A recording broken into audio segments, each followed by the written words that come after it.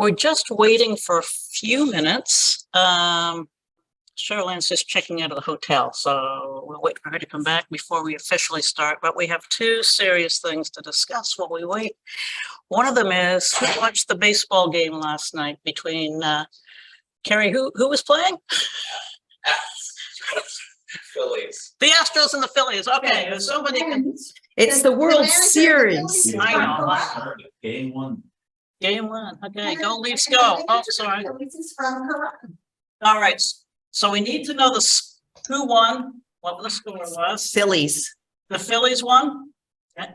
I think so. Yeah, they did. Yeah. I don't know the score Canadian though. board manager. 6-5 for the Phillies. Phillies won. 6-5 for the Phillies. All right. The other Over in extra innings. oh, extra innings. Oh, And they were- serious. Is that Marianne talking? It is. I knew your voice. It's Sue. I All know right. yours, but I've had laryngitis for 3 weeks now, so. The other important thing just before we start is I'm in a crisis here, so I'm reaching out to my Antler River Watershed Regional Council friends to help me out. I always start my morning with the New York Times Wordle. My crisis is, by now I've usually solved the word. If anybody out there does Wordle and wants to give me a handout or a help or a hint, feel free to private chat, or you can chat everyone so we'll know. I know 2 of the vowels, but I need the word. All right, looks like we're all here now. So, welcome back. Thank you for everyone who participated last night. And we had a terrific session last night, and we look forward to doing so again today. So thank you all for being here. And again, a reminder that our chaplains are Carrie Wagner and Charmaine Bailey, and I believe their names are listed near the top of the participants list in the chat if you need to reach out to them directly. And the rest we'll just proceed here and see how we go. So I'm going to turn this over now to Greg and Mark to lead us in our opening prayer. Take it away. So have to give me a moment as Mark has just stepped out of the room for a second. Oh, he's on his way back. He just needed a glass of water. Here we go. So we will start with our acknowledgement. Now, I know that you are joining us from different areas and locations. And so we recognize that the land that is known as Southwestern Ontario today has been and continues to be the home of many Indigenous nations. A land acknowledgement from a perspective of one community may inadvertently silence or misrepresent the history of another. On top of that, the configuration of Indigenous people who have lived with and cared for this land has shifted over times, and it may be difficult to pinpoint today. So what I'm going to do is invite you to share in the comments the names of current Indigenous people, perhaps artists or writers or people that you know personally. Or maybe there are organizations that are doing exciting work in your area. Or perhaps you'd like to name some of the names of nations who reside or have resided in the areas where you are now. So I invite you to flood the comments with all sorts of connections to Indigenous people. And throughout the years, people of many nations and nationalities have been part of the creation of the world that we see and know around us. Many of them were oppressed. Many were not given choice or liberty over their involvement. Today, we pray our thanks for the conservancy and the lessons of all oppressed people in our past, and renew our commitment to recognize and undo legacy injustices, to listen to the stories, to build better relationships between all races and nations. Let us come before the Creating One as we offer our prayers, as we hear holy stories, and as we sing sacred songs. Now, I believe that there is a slide of a candle, since we don't have a candle here to light. I think maybe if I can invite somebody to bring that slide up as we're talking about our Christ candle. We had a suggestion from the floor last night that a visual of a candle will be very helpful as we talk about the light of Christ that shines in each and every one of us. There is a powerful light. For some of us, it is bright. For some of us, it is dim. It exists to light our pathway, to give us guidance. Sometimes it exists to shine light into the murky corners of our own lives, to light up the places where change could come. Let us center ourselves around Christ's light today as we worship together, as we discuss, as we meet with each other, as we build relationships. May Christ's light be at the center of all. Now we're going to sing Come and Fill Our Hearts, which is on page 16 of More Voices, if you're following along that way. And then it's going to be on the screen as well. So the way we're going to do this is we're going to sing it through twice. And then I'm going to read a slice from Psalm 27. We're going to sing it once. I'm going to read again, and then we'll sing it twice to finish off. So this is a little bit contemplative, just to kind of get our hearts and our spirits in a place of peace and centered in where we are. So do you want to start that up for us?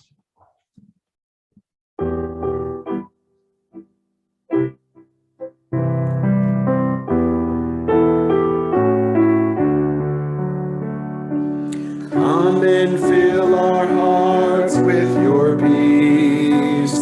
You alone, O Lord, are holy. Come and fill our hearts with your peace. Hallelujah. Come and fill our hearts with your peace. You alone, O Lord, are holy. Come and fill our hearts with your peace. Hallelujah.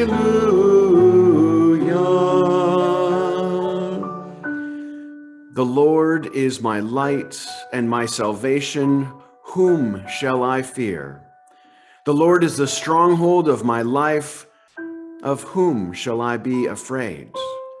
When evildoers assail me to devour my flesh, my adversaries and my foes, they shall stumble and fall. Though an enemy encamp against me, my heart shall not fear. Though war rise up against me, yet I will be confident.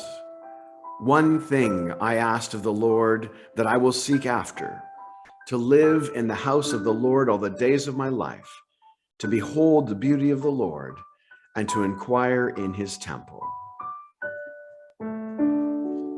Come and fill our hearts with your peace.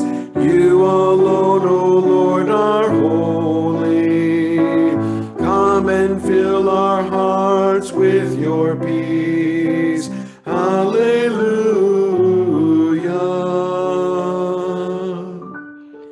Teach me your way, O Lord, and lead me on a level path because of my enemies. Do not give me up to the will of my adversaries, for false witnesses have risen against me, and they are breathing out violence. I believe that I shall see the goodness of the Lord in the land of the living. Wait for the Lord. Be strong.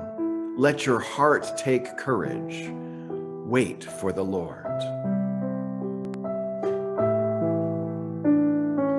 Come and fill our hearts with your peace. You alone, O Lord, are holy. Come and fill our hearts with your peace. Hallelujah. Come and fill our hearts with your peace. You alone, O Lord, are holy. Come and fill our hearts with your peace. Hallelujah.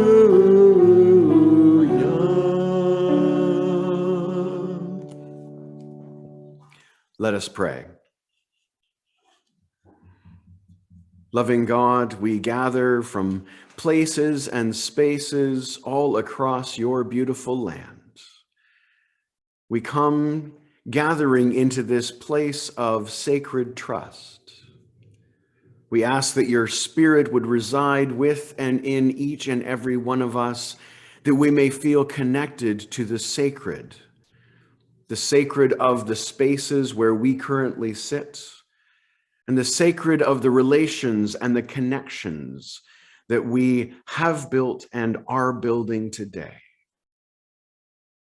God, guide us in our words and our actions today. Guide us in our thoughts as we come together, as we, your church, discern what you indeed are doing among us and through us and with us. We come with open hearts, seeking your peace, seeking your courage, as we are encouraged to work boldly and courageously to bring your kingdom. We pray this in Jesus' name. Amen.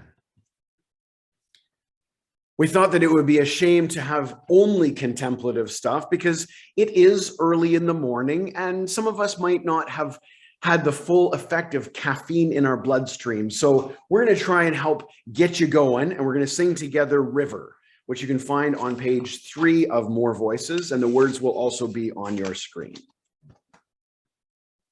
We're going to rock this out. River, rushing down to the ocean blue. River, from a mountain high. River, as you do what rivers do. River, draw the Spirit nigh. Spirit, coming down to the riverside. Spirit, spark of wondrous thought. Spirit, I am free for you to guide. Spirit, pray that I may taught. Water, let me drink of your healing power. Water, strength of life may give. Water, as I travel with you down. Water, help my body live. River, flowing down where you ran before. River, source of clearer view. River, as I walk your rocky shore. River, see my journey through.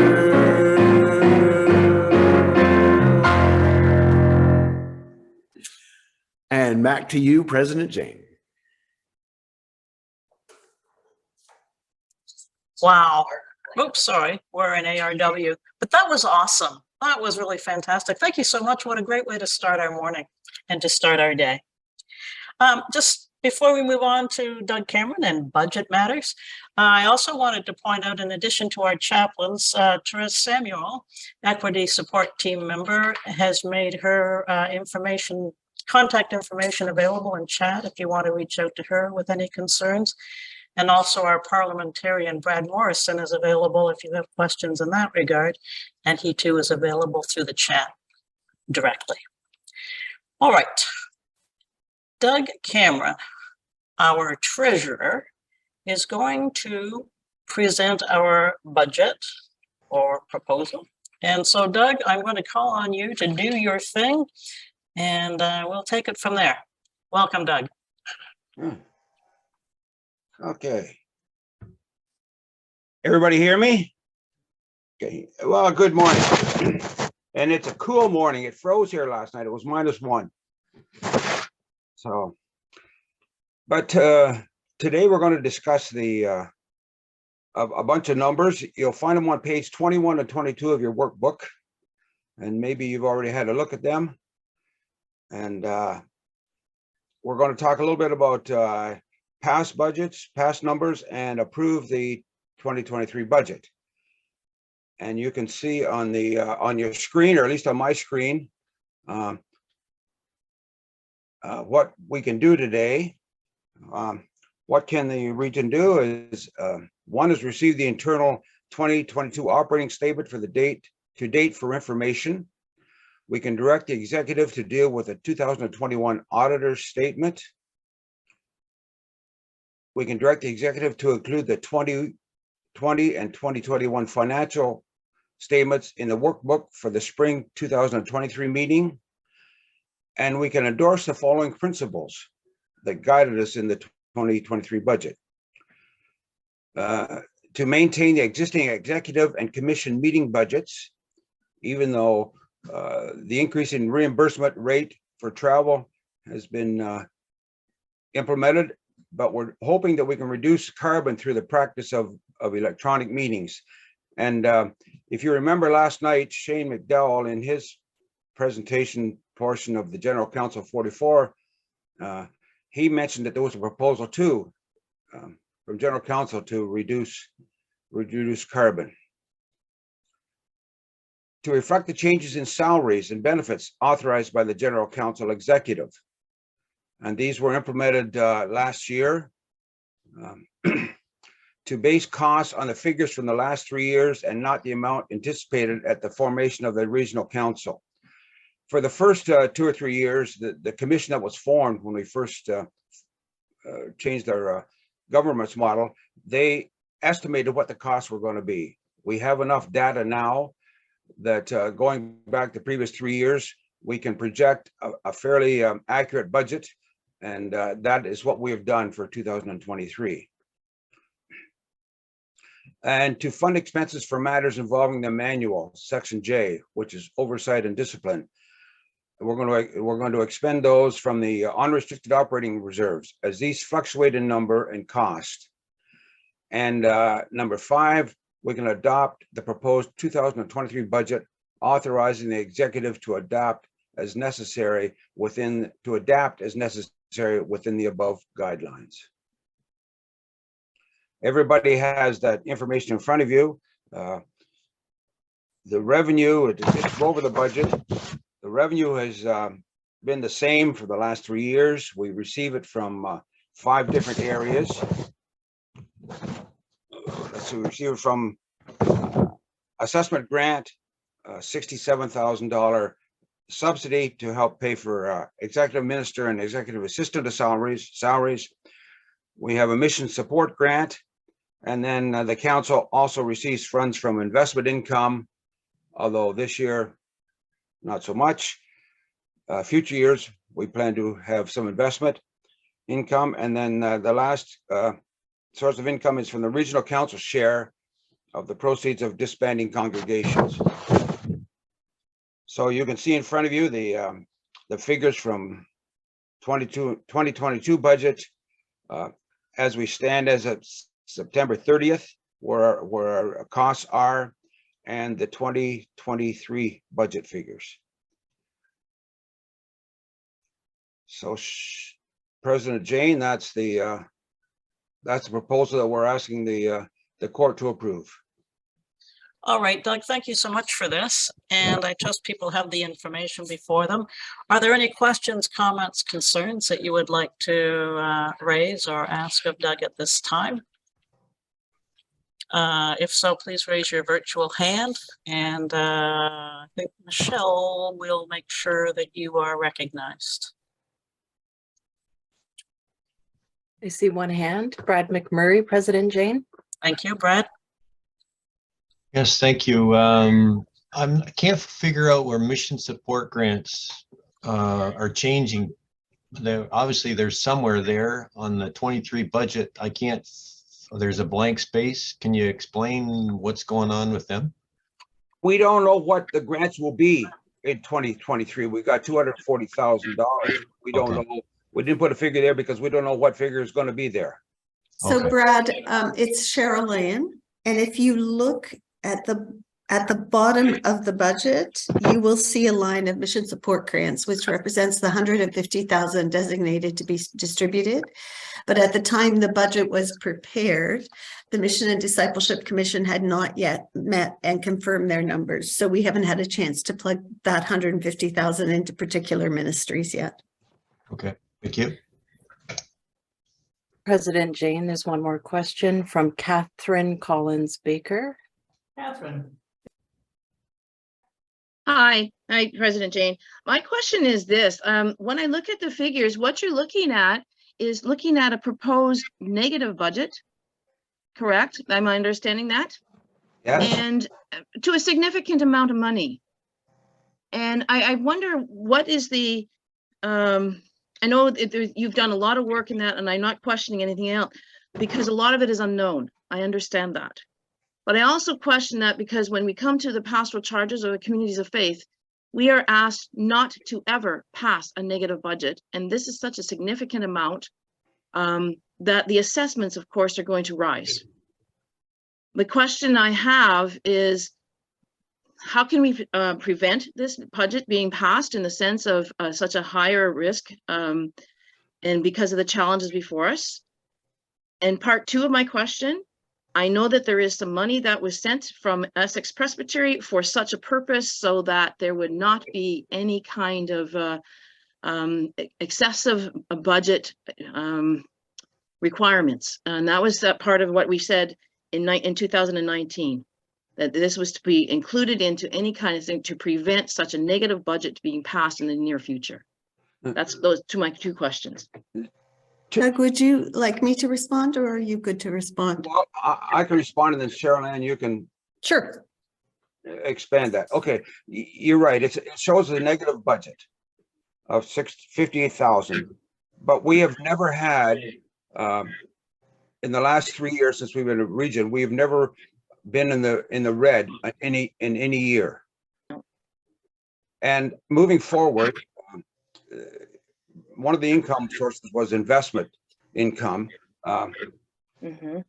This first part of this year, if we'd had this budget then, would have been in the black. But right now, as everybody's aware, that the investments have taken a hit. We moved south, but we're anticipating we have capital invested. We're anticipating that next year we will have income of several $1,000s, so that there will not be a negative budget presented. But this year there is, and if there is a negative value at the end of the year, it will be taken care of by unrestricted reserves. So Cheryl Ann, you can add to that. Yeah, I think I'd echo that we are in a one-year situation, Kathy, because of increments in costs. And we do not, we are consolidating our investments, which will generate income to offset. As well, everyone but our very first budget has been a planned deficit, and we haven't yet to show a deficit. So what we do is budget generously for ministries, but we have underspent. But that doesn't mean we wouldn't this coming year. I think to say we see this as a transition year where we need to borrow from our savings, and we do have significant savings. We need to borrow from our savings to meet our operating deficit in 2023. But by 2024, we anticipate our investment income will offset the difference between what we receive in grants and what our expenses are. So it's thank you for highlighting it.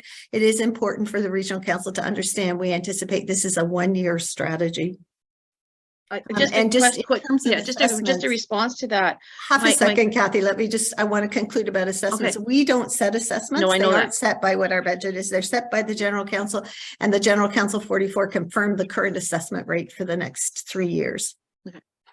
So the question is then, so when it comes to our regional council, what you're saying is that there is not going to be a major and significant increase in assessments from the pastoral charges or communities of faith, at least as what you foresee from general council point of view? We don't control assessments, but No, the I know general that. council voted in the summer to hold the current assessment rate. So it remains at 4.5% For 2023 or to for 2025? the triennium. The triennium. Okay, that's an important question. The At reason least I'm, I think it's for the triennium. Eric Matheson is on the call, and if I gave Okay. you bad information, he can correct me when he comes back on. okay, thank you. I appreciate that because one of the things is we know that many of the pastoral charges are going through a lot of significant financial difficulties.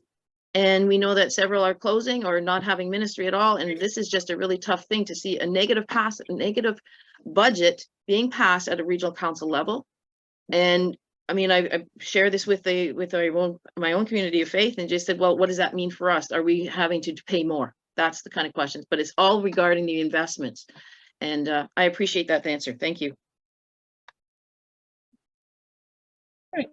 President Jane, Okay. there's a question in the chat. Okay, just a second.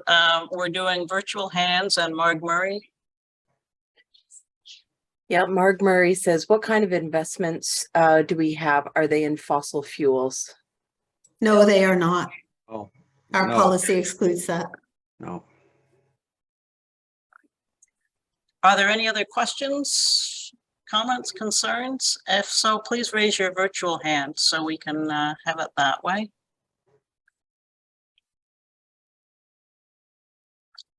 President Jane, I see two. The first one is Noretta.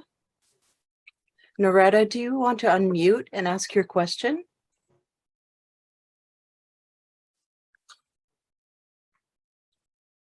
No. Okay, let's go to Debbie. Debbie, can you please unmute and ask your question?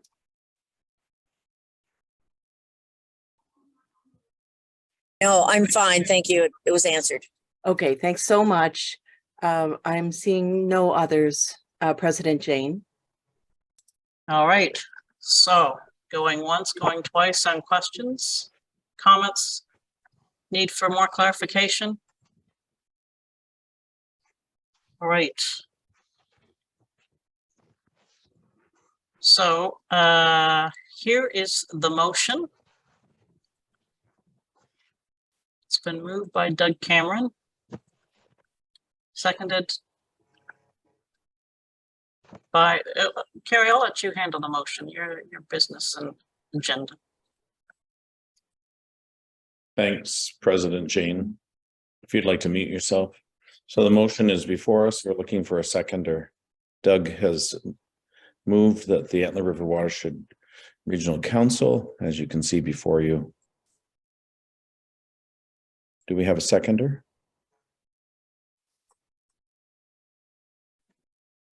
Then I'll second it, President Jane.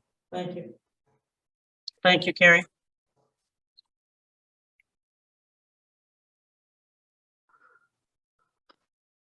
All right, it's been moved and seconded that the Antler River Watershed Regional Council receive the internal 2022 operating statement to date for information. Direct the executive to deal with the 2021 auditor's report. Direct the executive to include the 2020 and 2021 financial statements in the workbook for the spring 2023 meeting and endorse the following principles for the 2023 budget. To maintain existing executive and commission meeting budgets, even with the increase in the reimbursement rate, to promote a reduction in carbon through the practice of electronic meetings, to reflect the changes in salaries and benefits authorized by the General Counsel Executive, to base costs on figures from the last 3 years and not the amount anticipated at the formation of the Regional Council, to fund expenses for matters involving the manual, Section J, oversight and discipline from the unrestricted operating reserve as these fluctuate in number and cost, and adopt the proposed 2023 budget, authorizing the executive to adapt as necessary within the above guidelines. That is the motion. Ready for the vote. It's a yes or no poll, and I invite you to participate in that now, please.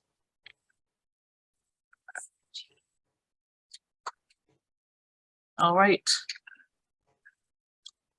The motion is carried by 96%. Good.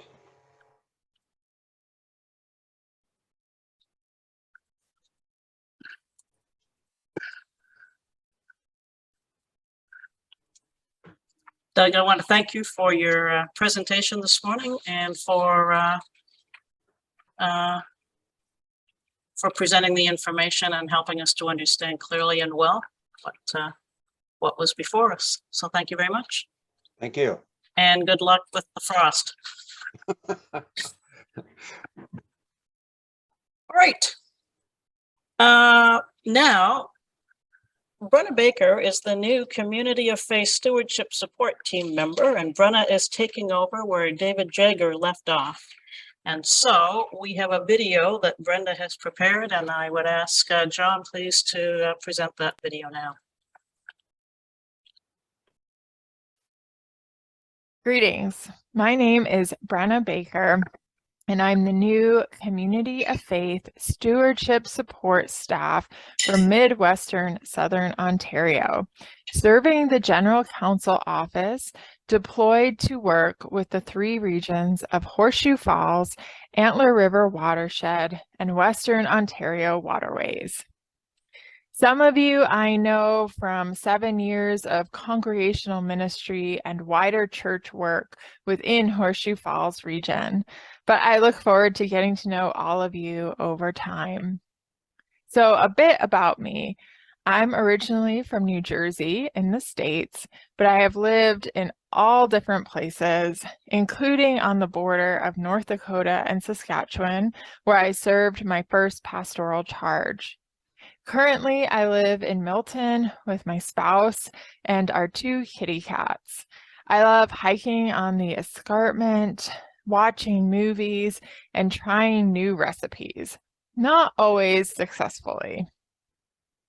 In this new role, I am hoping to encourage our communities of faith to tell their stories boldly and to give you the tools to create environments of generosity and gratitude, inviting others to join you in living out your particular mission.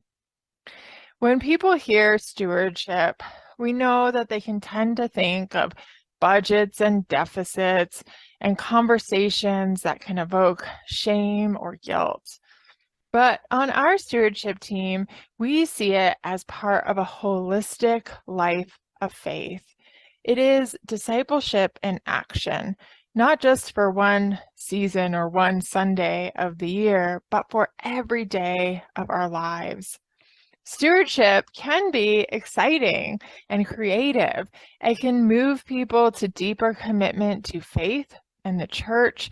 It can challenge the power structures of the world that are constantly telling us that we need more and more and there's not enough to go around. And instead, faithful stewardship can build God's commonwealth on earth. But practically, how do we do this? Well, I want to tell you about our Called to Be the Church program. You can find a free downloadable program guide on the UCRD store. Beyond the materials themselves, we offer modules, coaching, and support to help your community of faith create those generous spaces and create a stewardship program that works for your community of faith. In Module 1, small cohorts of about 3 or 4 communities of faith from across the country meet together online 4 times in a month to learn the foundations of stewardship, begin to define their mission statements, and to begin to cultivate congregations of generosity and gratitude. Module 1 runs twice a year, once in the fall and once in the spring. So look for our dates coming soon for spring 2023.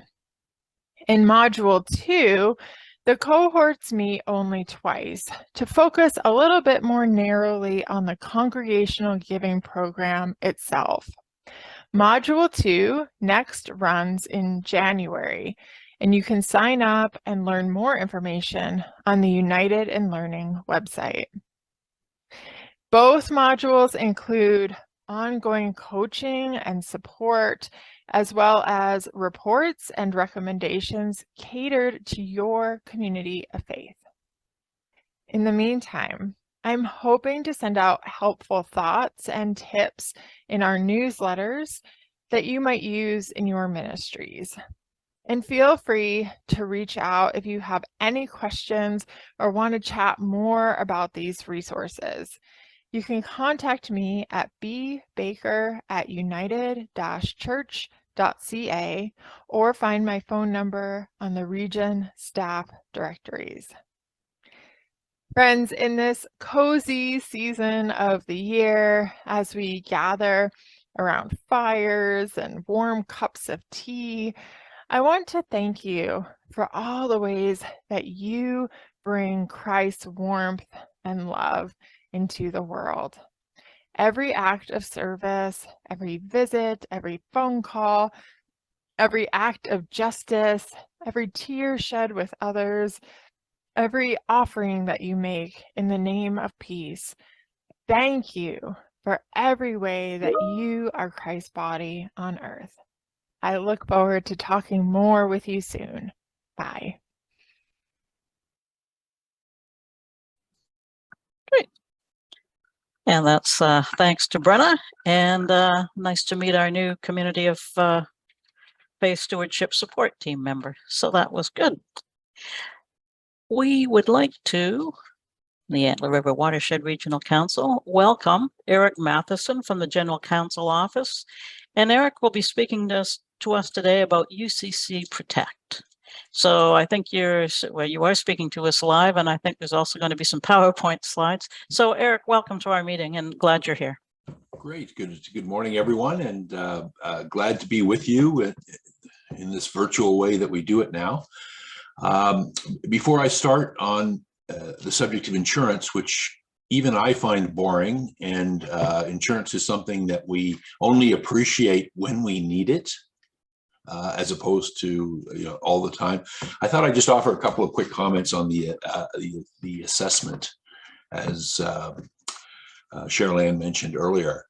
A couple of things. First of all, the assessment is based on how congregations are doing. The revenue formula, it's based on revenues and to a much lesser extent, investments that congregations hold. Yes, the General Counsel held the line, if you will, on rates. And I can't speak for the General Counsel decision-making process, but I do recommend to them. And I personally can't imagine the General Counsel increasing the assessment rate anytime soon.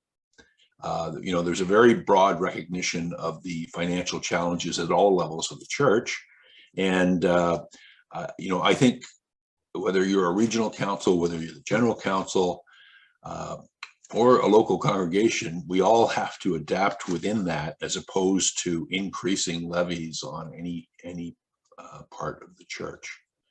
So 2023 is the year where we have moved fully to all congregations across the country participating in a consistent way. We had some transition provisions, and I think in your region, there will be some congregations that are looking at increased assessments this year as part of a 4-year transition to get to the target level. But other than that, if and when we have deficits in the future, assessment or increasing assessment is unlikely to be one of the tools in the toolbox. I think we're all going to have to adapt as necessary. So I hope that's helpful, or provides a degree of assurance that we will need to manage deficits with a different approach. Now, switching to insurance, if I may, I'm going to share a few slides that I present in national webinars to treasurers and trustees. And I've tried to take out some of the more technical stuff, but let me see if I can share a screen here. Okay, so there are some significant changes, including the name. The name will change. About half the congregations in the country, and that's true for your region as well, participate in an affinity or a nationally sponsored insurance program, where the general counsel has financial contribution and so on. It's called UCC Protect. And there are some significant changes coming, including to the name. First of all, I'm not sure to what extent you might be aware. Those of you closer to the financial scene will know that insurance rates have gone up dramatically in the last few years.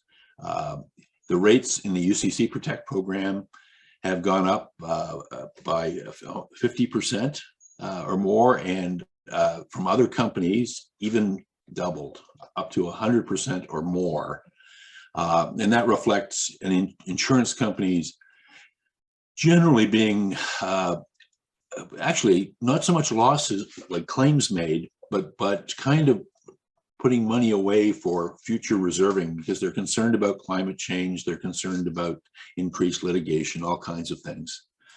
So the underwriting process, or even getting insurance, has been quite challenging. When a building's over 35 years old, as frankly most of ours are, insurers are also looking to see if we have old wiring, plumbing, they're asking a lot more questions, and they're asking for appraisals or inspections. And this is just stuff we don't have to like, we almost have to kind of put up with it. But I do list appraisal company names because it's increasingly common for the insurance company to look for updated values. So the last few years, and actually for over 20 years, the church has, the general counsel office has taken on some risk on the smaller claims. We've up to $50,000.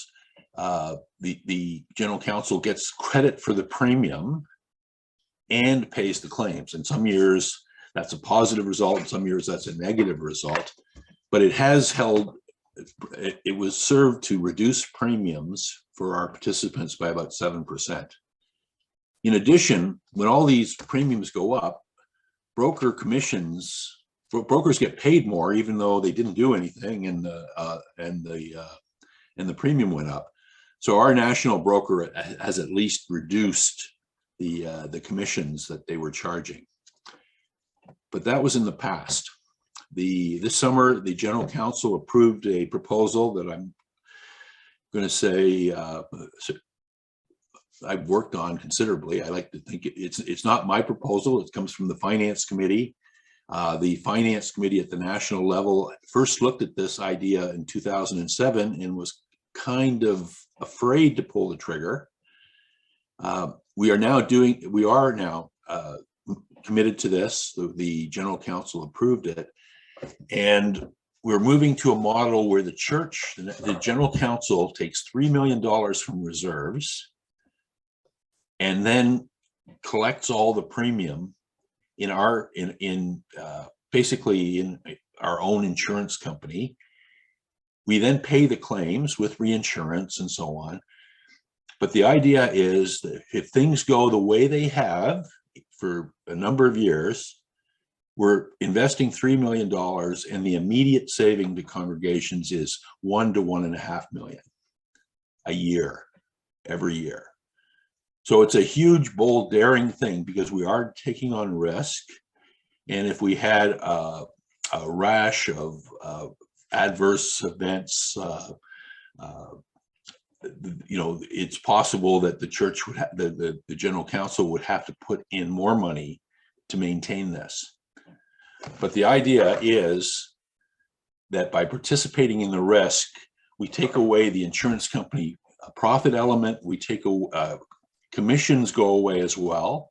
So there are ways that there's no profit motive. So the idea is that this entity exists fully for United Church Ministries to help them with risk management. Initially, it will focus on reducing premium, and then hopefully if it does well, we'll be able to do things like offer free appraisals or subsidies on fire alarm, whatever it is. But the idea is that every dollar that a possible profit would go to helping our ministries with risk management. So for those of you who don't know, just very quickly, property and liability insurance, which is something that you would have on your own home, has been procured locally. You would work with a broker or not. The national program is optional. About half of the congregations in the country, and your insurance bill is generally the third largest bill in your church. It's salary, staff costs, some building costs, and insurance is probably third. Directors and officers is a coverage that regrettably, given the litigious society we have, every single charity and nonprofit should have. And we've implemented a system where we provide that nationally for free. I pay for it nationally, and I pay pennies on the dollar because it's on an umbrella basis. And this helps ensure that everybody has some.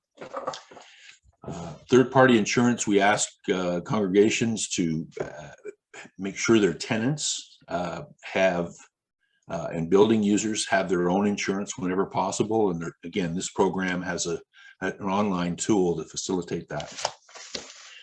And cyber insurance, we did have an umbrella program for about a year and a half, but the insurance company canceled it because they were very concerned about the fact that so many of our congregations might not be as secure as they should be on the cyber side.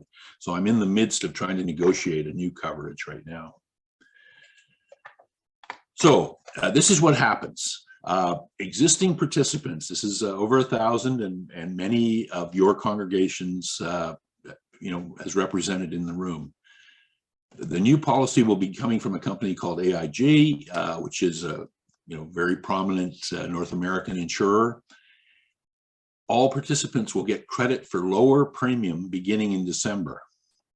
However, the premium that you will, depending on when your renewal date is, you'll keep paying, and then that renewal, you'll get a check for the reduced premium beginning December 1. If you're an existing participant, this is your renewal. And you literally, the way to exit is to apply elsewhere. All premium will be monthly, and there's a very, put an 8-page frequently asked questions available at the link there that I show. And I'm happy to have these slides available, however it is that you distribute them. Here's the big thing that treasurers and knowledgeable insurance people, frankly, have been calling for this for years and are really happy. The response has been very positive. If you have a December 1st renewal, there will be a 15% reduction in premium. If you have a September renewal, it's 30%. Again, March and June 30 as well. And the reason there's a difference is because those policies earlier in the year have already had an 18% increase this year. And we're basically unwinding that and giving a further cost reduction. So for you, if you participate, if your church is in the program already, you're looking at thousands of dollars of savings next year. Even the smallest church would be, I would think, well, might be in the high hundreds, but insurance is a big expense. Okay, now if you're not in the program, our initial, we are going to have to underwrite. You're going to have to apply, and you might find these application requirements onerous even. We need a complete application. We want an existing copy of your existing policy so that we can see if we can offer a good discount for you. And we need an appraisal, which is not, for smaller places or more remote places can be a real hassle, frankly. We do expect to offer savings, and I'm suggesting double-digit savings, more than 10%. And we will also be looking at things like group discounts and so on to try to help people get appraisals. I speak to the trustees now. You should get an appraisal anyway, every 5 to 10 years, but trying to do it on short notice may be a challenge. And it could be that new entrants will wait unless they already have an appraisal in hand. New entrants will probably wait a year just to see how this thing shakes out. A couple of things, not that you don't need to care, but Newfoundland Labrador has a program where all congregations and all ministries have a mandatory participation in a program run by the regional council, so that they will look to enter a year from now, but they aren't part of it. There's also in BC, the insurance industry is reducing any kind of earthquake coverage. So there's a number of congregations in BC that will have that not be part of the program, and they have decisions to make. I was talking last night on a Zoom call to a congregation on Vancouver Island, and you know, they're quite used to this. To give you an idea, they were a big heritage church. Their deductible for earthquake insurance was going to be $1.5 million anyway. So they didn't really think that you know, if there was an earthquake, we have bigger problems than church insurance. At the risk of boring you with numbers, this is a sample church built in 1869. It could be one of yours. It's not, but it happens to be insured for $2.5 million, and it has a pipe organ and it has some stained glass. It pays about $10,000 a year.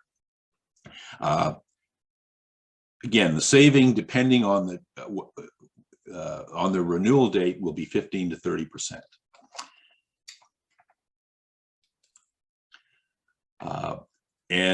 Again, if you do have, there's not an appraisal requirement for existing participants, but it's always a good idea to have that. And this slide just shows the values. The contents are 152,000 and so on.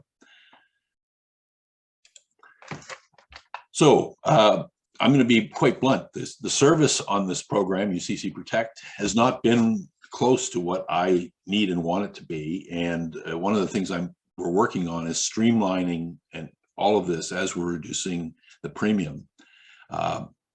There's new systems coming in. The immediate focus is on the folks who are renewing, have either a September or a December renewal. And again, because we're rushing this to get you the savings, we haven't got everything set up in advance. We will have the policies for December renewals, for example, will happen in January. So that's what I have. The whole idea here, we view this as one of the bolder and I'm not going to say daring, because we have looked at all the finance trade-offs and so on, but it's certainly a bold move, and we need congregations to continue to care for their buildings, to pay attention to risk management and so on. But the idea of potentially saving congregations over $1 million a year at this time when we have so many other pressures, it's something that we feel quite compelled to do. So I'll stop there. I see at least one hand up. Okay, Eric, I want to thank you for being here and for making that presentation. I know there are some questions.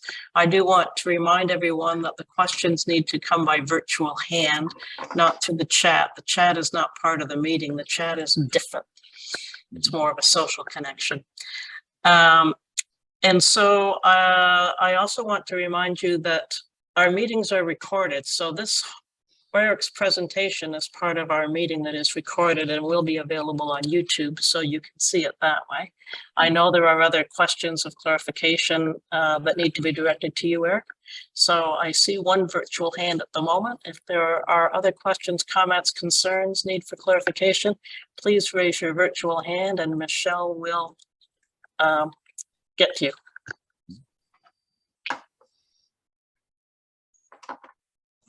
Brad, it looks like you're up. Thank you. Thank you, Eric. Brad Morrison, Strathroy United Church. Eric, you in a previous email had said that the policies will be issued by AIG, but the risk will be borne by a captive insurance company. So our trustees were wondering if you know who the captive insurance company is yet. Well, the short answer is us. It is the it's a specially formed entity. It's named, the name is Kindred Insurance, but it's basically an insurance company that we've created for this purpose. And so, for example, the AIG is what's called a fronting company. They provide their policy for a fee and their underwriting guidelines. And then our insurance entity will bear the risk of smaller and claims and all claims up to a limit, and then we're reinsured again by Intact, which is the largest insurer in Canada. But this structure, just so folks are comfortable, is a pretty standard arrangement both in the private sector and for school boards, charities, hospitals, various institutions, as a way to try to control insurance costs. Thank you. Next up is Debbie Schramm, President Jane. Thank you, Debbie. Yes, I'm wondering, Eric, if you are proactively going to send that to trustees, or do we individually request it? Well, I'm going to split my answer a little bit. If you're in the program already, then I know about you, or more correctly, our broker knows about you, and there will be communication for each renewal group. And there's also the 8-page communication. The challenge for me to reach trustees is that's not a trustee contact information isn't something we keep nationally. So I reach out to the main, on Church Hub, there's a main contact for every congregation. And you should all be on every one of your congregations should be on there. And I also reach out to treasurers where we do have a national database, and we ask them to forward information to the trustees. But if you're in the program, it will happen relatively automatically. All you need to do is, when asked, is to provide a new bank authorization because the premiums go to a different company. Okay, yes, that's fine. Thank you so much. All right. Cheryl Ann just wants to jump in here for a sec first. Just two quick things. One is what Eric mentioned, is that we look at Church Hub. So please make sure that your contact information on Church Hub for your local community of faith and pastoral charge is as accurate as possible. That is enormously helpful to us. But I think the other piece is I did want to highlight that what we hope regional council representatives will take this knowledge back to their community of faith. They're the glue that connects these wider initiatives with the local context. So in places where the congregation is not currently enrolled in a United Church Insurance program, it would be helpful if those who are present took that information back for further discussion when they report on the regional council meeting. Thank you, President Jane. Yep. President Jane, Bruce Cook is next. Well, good morning, Bruce. Good morning. Bruce Cook from Blenheim United Church. Eric, I'm just wondering if you would just run over again the full insurance, what that means when you said that United Church pays out of our investments, and just run that over for me again, please. It's early in the morning for me. Well, okay. I think you're relating to the sort of the part that the United Church, like how the United Church is able to do this. Yes. Is that fair? So the traditional model for insurance, and this is round numbers, but I hear this from brokers, I hear this all over the place. for every dollar of insurance premium in this space, $40, ideally 40 cents goes to pay claims. 20 cents goes to the brokers, the local broker and the national broker. So a lot of commission because they do all the application processing and source the business and so on. 20% is insurance company admin cost, and 20% is notionally profit. And again, those are round numbers. As a practical matter, insurance companies make a lot of their money on investment income because there's timing differences. The premium comes in earlier and all that, paid out later and stuff. So that's the concept. And where we're looking to carve out the savings is from the commission bucket, the profit bucket, and just maybe the admin bucket. But the idea is that, but we're also, that way you're participating in the risk. So, if claims exceed premiums for an extended period of time, we'll have to, either put more money in nationally, which is the first step, or second step would be to increase premiums. Did that answer your question, Bruce? Well, it answered a whole bunch more that I had, so thank you. Just in summary, so the church is taking over really being the insurer. Yes, being the insurer. Yeah. Yes. Okay. Thank you. But using all the professional services, I'm not sure if I showed that slide, but for example, this thing has to run like a business. Yes. Just because the United Church is now bearing the risk doesn't mean that the United Church should pay claims that other insurance companies shouldn't pay, and should underwrite and require and frankly be a hassle. It has to run as a business for this to be successful. Okay, thank you. President Jane, Michelle Owens has her hand up. Good morning, Michelle. Welcome. Thank you. I heard you, and thanks, Eric. This was very helpful from White Oaks United Church, where we are anticipating maybe being a new registrant with UCC Protect. So looking at that, for those of us who are looking at sending in a new application, and the list of things that we need is really helpful. Knowing that you're really busy with the renewals and getting the new policies out, would we be ideally looking at like kind of late winter, early spring for getting a new application in, or is there a timing that you would recommend? Well, first of all, the first test is when is your renewal date, because insurance tends to have punitive, part-time cancellation charges. So normally people make their insurance changes when their policy renews. So that's the first test. The next test that, from my— So our renewal date is July 1st. Yeah. So July 1st should be ample time. I will not promise that the requirements are relaxed, the need for an appraisal, for example. However, maybe you have one. So I would recommend in the spring of next year, your trustees reach out to see where we're at, what they need to do, and by then we'll have a pretty good handle, and hopefully we'll also have a discount program for folks who need appraisals. Okay, thank you.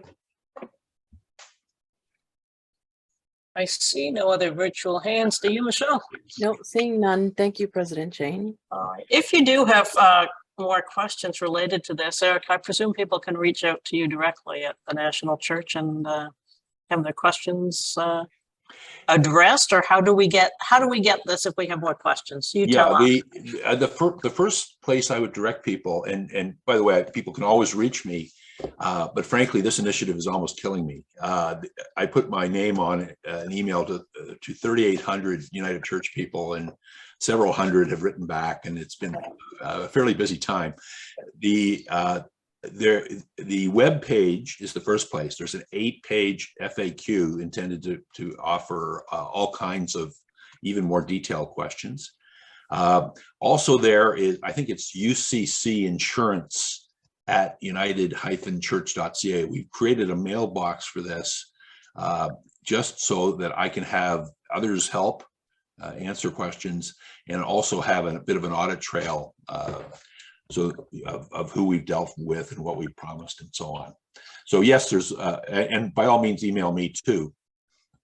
So Michelle, I think has posted in the chat the web link. Okay, so there it is. Thank you. All right. All right. Well, Eric, I want to thank you so much for being here today. You're a busy person with all of this going on, as you've said. We are a very exciting regional council, and you're more than welcome to stay for the whole meeting. But I understand if you feel you need to leave the room after this. But thank you for being here and helping us with greater understanding of this today. Well, thank you. And I will take advantage of your gracious offer and wish you an enjoyable rest of the meeting. Okay, thanks, Eric. Take care. God bless. So long, everyone. All right. Just before we move on to commission reports, Cheryl Ann is going to give us an update on a proposal from the fall of 2021. Cheryl Ann, and I think Tanya as well. Anyway, Cheryl Ann. Thank you, President Jane. Tanya Cameron, our Office of Vocation Minister, is going to assist with this too. And I think Tanya may be sharing slides. In the fall of 2021, the Regional Council passed a proposal that had a variety of sections. One of them was, it involved the interference of previously serving ministry personnel in a current pastoral relationship by performing the functions of ministry in a place where they were no longer called or appointed. There were different parts to the proposal, and it was directed both to the Regional Council and the Office of Vocation. I'm sorry we are not further along on this. It's a question of capacity, but we do have a direction set. So one of the things we were required to do was to educate ministry personnel, and in conversation with the Pastoral Relations Minister, Nicole Cottrell, there's some planning for some strategizing among the Human Resources Commissions of all 3 regional councils, including the development of a resource using some of the Pastoral Relations Handbook about leaving well, and being clear about that. And the second part of it required us to contact funeral homes, and we have assembled the contact information and are finalizing the letter to them to ask them, please, to respect current pastoral relationships, and if a family identifies connection to a church, to reach out to the clergy there. I do want to be clear, I think we are asking funeral homes to police ministry personnel doing the right thing. So it's a nudge to ministry personnel to do the right thing and not put people in that position. And then there were some elements around progressive discipline, and I'll turn it over to Tanya for a minute, because the oversight of ministry personnel and their conduct belongs to the Office of Vocation. Thanks, everybody. I'm just going to share 4 slides, and I understand that there are some people on the phone. So what I'll do is, as best as possible, read them without just reading strictly what's on the slide. So I do have the ability to share, or there I do. So you should be seeing a slide that starts funerals. And so this first slide outlines exactly the proposal that was passed. So I'm going to take just a few minutes to talk about 1 and 3, which is educate ministry personnel about a specific section in the manual and associated standards of practice and ethical standards, which are upheld by the credentialing and standards committees within the Office of Vocation. As well as I'll take a couple of minutes to talk about item 3, which is progressive discipline for offending ministry personnel, up to and including withdrawal of regional endorsement to be a registered marriage officiant for the province. So I'm not going to address the back half of that, but I will just share with folks, if you don't know, what progressive discipline looks like for ministry personnel in the United Church. So I am Tanya Cameron. I am the vocational minister serving the 3 regions in southwestern Ontario, including Antler River Watershed. And it's true, this is actually quite timely. all of our vocational ministry colleagues and pastoral relations ministers across the country, we are noticing an increasing trend of ministers who previously served in a congregation returning to former communities of faith in ways that could disrupt the current pastoral relationship with the incumbent minister. And we're not sure why that is, but it could be through a desire to create or maintain a connection. I'm not saying that is, I haven't collected the data on the why, but we just know that it is. So we're actually receiving more phone calls from ministers and governing bodies, specifically about funeral organizing protocol and the related pastoral visits to families from those ministers who might have previously served in that area. I'm going to again talk about 1 in 3, and I'm going to pull some information we do have, and Sherilyn alluded to it. We have cover much of this in the Retiring with Grace Boundaries webinar that the vocational ministers present, and also the disengaging section of pastoral relations. And Sherilyn mentioned how they're going to be doing more education about that in the region. And of course, both McCall and I actually had 2 instances this week related to this specific topic. So again, it's actually timely and relevant, and it matters. So the first is the section in the manual that talks about if a minister who previously served, or actually that's not totally the case, if anyone other than the incumbent minister. So if a ministry personnel is asked by a member or adherent or their families of a community of faith where they had previously served to preside at a baptism, communion, wedding, or funeral, there's a couple things that need to happen. They have to refer the request to a member of the order of ministry who is currently serving under call or appointment to that community of faith, and that would apply to designated lay ministry personnel appointed there. And they can only preside with the approval of the community of faith's governing body. Now, sometimes congregations don't know this. They don't spend a lot of time delving into manual references, but this is actually where there's actually really good information that can help guide how you might want to make decisions. And I know that you desperately want to use the chat, but we're not going to do that, but I'm going to give you my email later so you can reach out to me if you need any clarification or if you need the references that I'm using. So the expected and required practice is that funerals in a congregation are performed by the incumbent. That family has a community of faith that has a called or appointed ministry personnel who generally offered pastoral care prior, during, and following the death of that family member. So it's not just about the day of the funeral, it is about all of the pastoral care that occurs for the duration of that relationship. So when the process is not followed as outlined here in the manual, the potential impact could prevent the called or appointed minister from deepening their pastoral relationship with that family. So if you are asked to participate or preside in a funeral, perhaps as a guest of the family, it's unfair to put the onus on the family and minister to possibly unintentionally or intentionally undermine that relationship by saying, I'd love to, but you'll need to check with Reverend Celine Dion first. You can simply encourage them to be in touch with their minister who will work with them to prepare a funeral reflective of their wants, which may include you being approached to participate. I've seen the request happen respectfully in many ways. And if we were in this particular boundaries training, we would invite in the chat ways in which you as a ministry personnel have experienced a really respectful way to include participation from other officiants. That's not something I want you to do right now, but it is something that you can perhaps talk about if you have questions about that of your other ministry colleagues.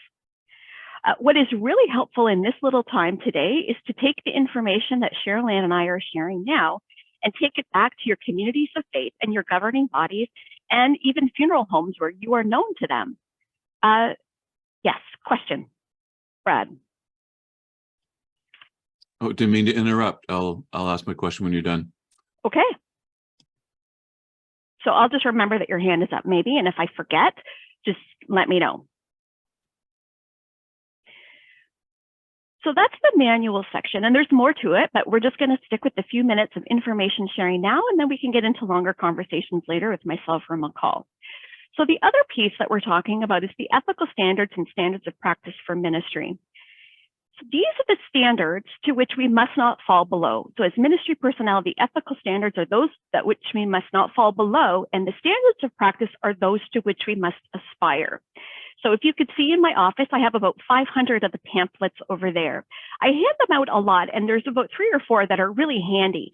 If you are unclear, or if this is the first time you've heard of these practices for ministry personnel, you can Google them, and they should be in your top 1 or 2 sections of your search results.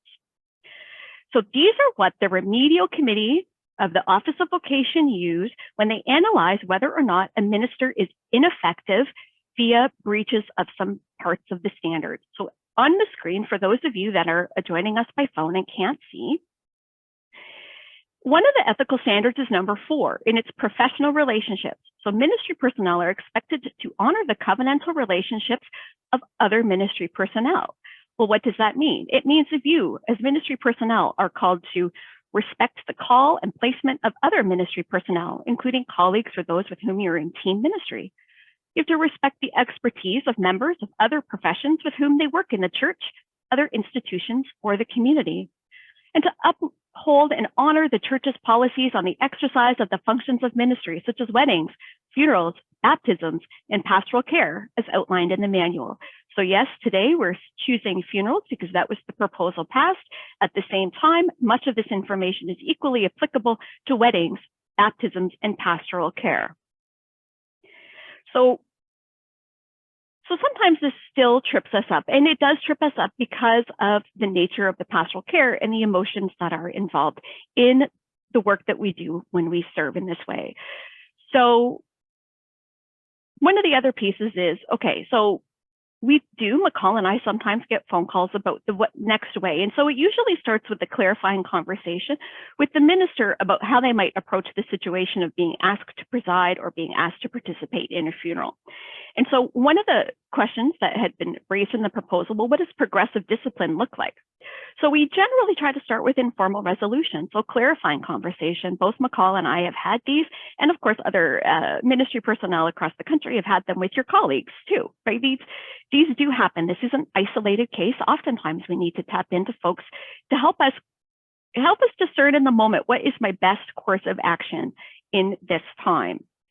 So should a clarifying conversation with myself, who generally supports the ministry personnel, or your pastoral relations minister McCall, who via the region supports the pastoral relationship, not result in a change of behavior around what could be perceived as persistent interference, the response committee of the Office of Vocation may be notified about this pattern and assess whether or not the steps involve determination that a breach of ethical standards have occurred. So if either McCall or I or others have a sense that the minister is persistent in their interference, I will raise it to the response committee of the Office of Vocation to say, hey, this is a situation. I need you as your committee to exercise your function of response to analyze if a possible breach of standards has occurred. And they will do that analysis. And if you or the minister are the respondent in this case, absolutely, you get to speak with the response committee and give your experience of what the situation is.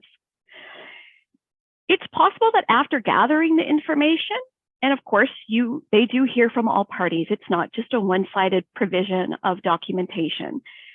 It could be that a formal memorandum of understanding is signed that defines your ability to perform under circumstances the functions of ministry, of which funerals would be a part.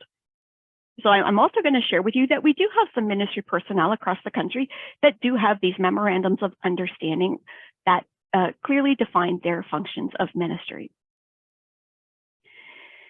And for those of you that are retired, we actually have expectations in the manual about what it means to do those functions of ministry in retirement. So there are policies that retired ministry personnel or those who retire while serving as DLMs need to follow when you want to continue to perform functions of ministry in retirement. So these include policies on license to administer sacraments, and each region has their sacramental policy for each. So Antler River, if you go onto the Antler River website, you will find a policy related to sacraments, and you can look in there and see what is my status as ministry personnel and where do I fall in the list of eligibility to do sacraments.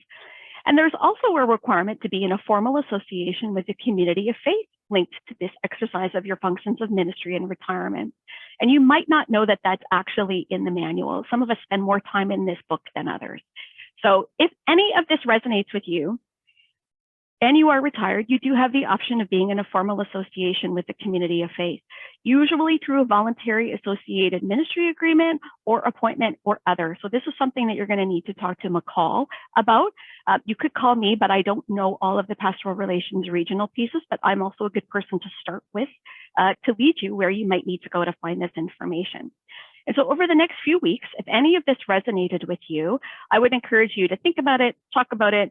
If you're ministry personnel, bring it up to your governing body. They might not know that they actually have a role in this.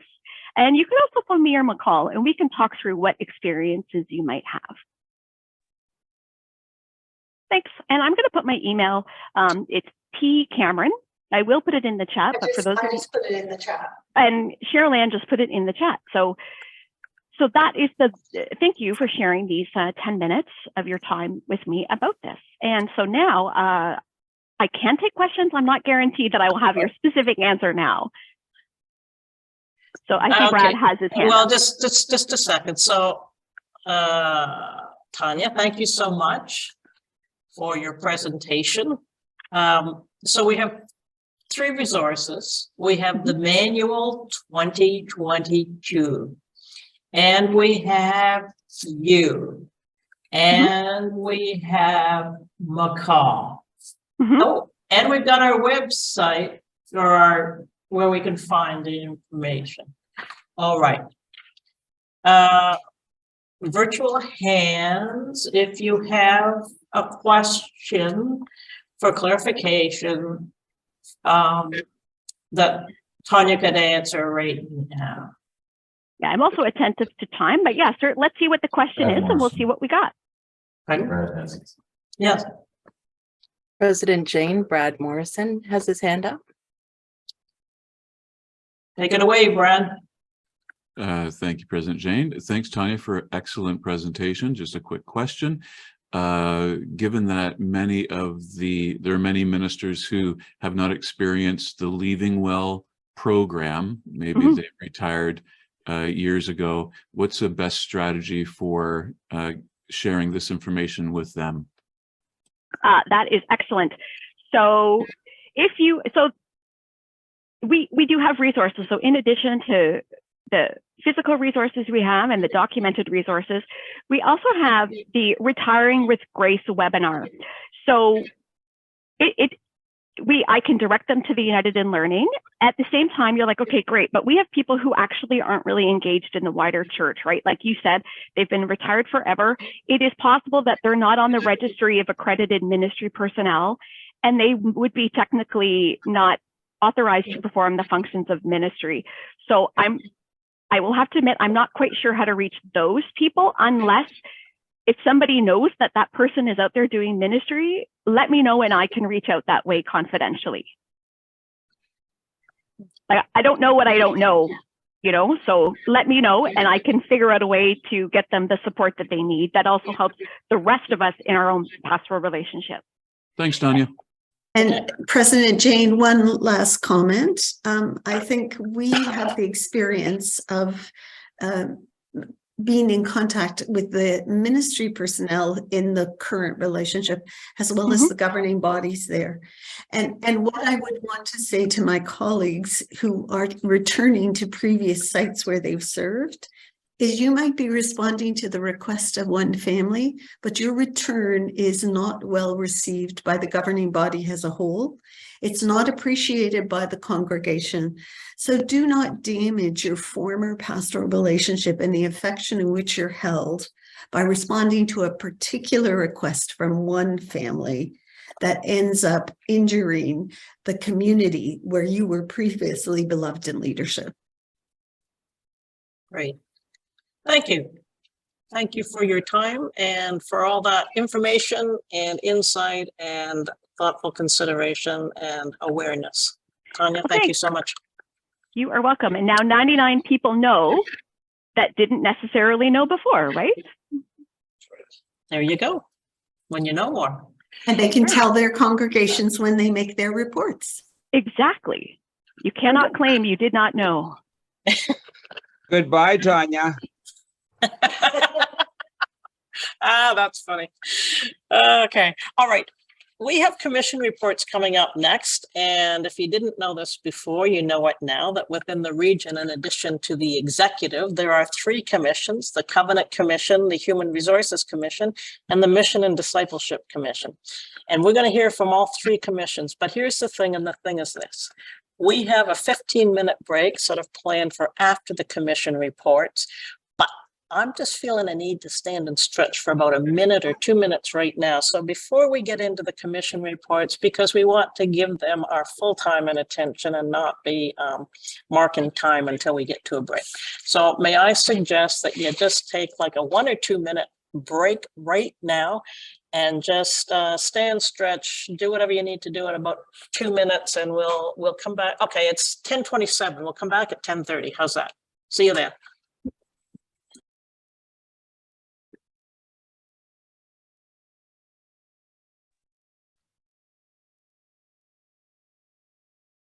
All right, we're still waiting for a few folks to come back. But in the meantime, thank you everyone for all of your help. I had lots of help this morning with the Wordle. Nobody gave me the word, but people gave me hints and clues. So way to go. I now know the word. It's libel. No spoilers. Oh, I didn't hear. You didn't hear. Good. Okay. Did you just give away the Wordle answer? She did. Spoiler. I didn't hear it though. This is Sue. I gave it away only because I didn't know how I was going to get back in touch with everybody who helped me out. So I don't know what ethical standard that is. I think Jane needs a talk. Boom, boom, boom. Okay, well, there you go. Oh, thanks, Tanya, for pointing that out. Okay. All right, so where are we now? We've got, we are going to look at the Covenant Commission. And Greg, are you back to lead us through that? I am. I am Alrighty. indeed. Yes. You lovely people have the opportunity to listen to me lots in worship. So I'm going to share this with a couple of the other members of the Covenant Commission so that you don't just have to listen to one of us. If you are not yet aware, I will draw your attention to page 10 of, it starts on page 9 of your workbook where the Covenant Commission report exists. Don't read it right now because we have some important questions for you. So we thought that it might be fun to have a little bit of a pop quiz for 2 reasons. One, sometimes you can learn through a quiz, but 2, at this point in the morning, I thought maybe we needed like that little hit of anxiety of, oh no, they're going to ask me questions. So that's what we're doing for you right now. And so there are 5 poll questions, which are going to come up on your screen very, very shortly. And so if we could actually have the first poll come up, I'm going to read them aloud as well. And so what we're going to do is we're going to answer the poll questions. So the first question is, what is the role of the Covenant Commission in the life and work of communities of faith in the Antler River Watershed Region Council? And your answers are: community of faith profile as a tool for identifying strengths, challenges, and ministry priorities, the use of financial and property resources, local governance, and overall health and well-being of communities of faith, or D, all of the above. So you can enter your answers now. Oh, and excitingly, I can see the answers. There you go. Fantastic. All right. We have you look the after best it. tech people ever. We do. All right. I'll mute then, Greg, and you can carry. Thank you, Jade. So I'll give you just another moment. And I'll get the heads up is many of you are correct. Oh, you're doing very well. We've got 69 answers so far, and I see 100 people on, so we're well over quorum for answers. So the answer for the first one is, in fact, all of the above. The Covenant Commission carries primary responsibility for the relationship between communities of faith and the region, and their partnership on matters requiring a decision by both the community of faith and the regional council, with the exception of pastoral relationships. We pledge to work with communities of faith to help support and encourage their life and work. So now I will pass it on to my friend Mark, who is going to read poll number 2. Hello. So the question is, where is the first place to look for answers to questions you might have in your community of faith is going to be looking for a new minister? Selling, purchasing or redeveloping property, thinking of amalgamating, disbanding, or collaborating in a shared ministry, or need to know if you are compliant with current government policies? And the answers are A, YouTube, B, congregational toolkits on the Antler River Watershed website, C, church filing cabinet, D, call or email regional office. So if you could answer that now, that would be appreciated.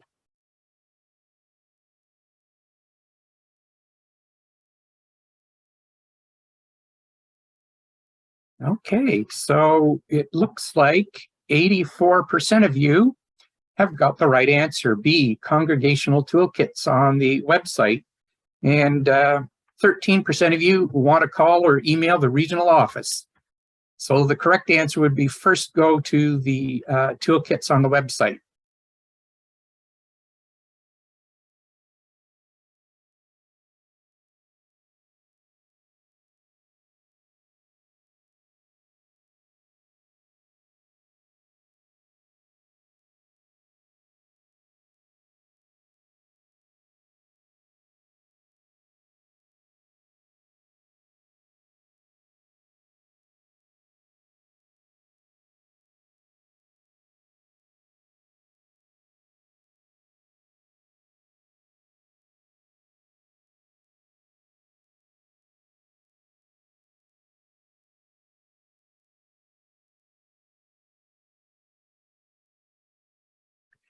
And I will pass it over to Dave.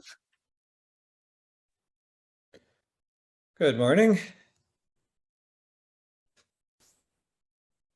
Okay, we've got question number 3 in our quiz coming up. What is a community of faith profile and its purpose?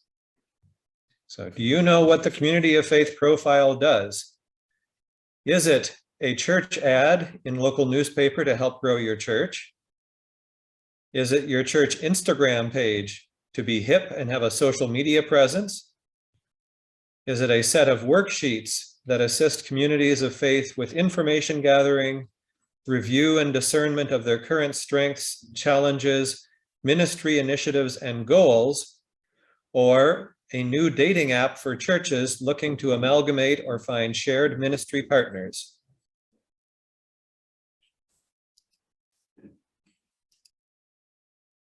We have responses coming in now.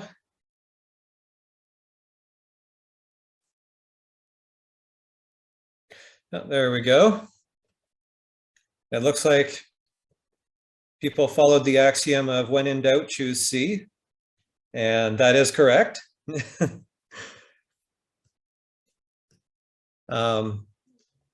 We encourage each community of faith to have their community of faith profile completed by the end of 2023.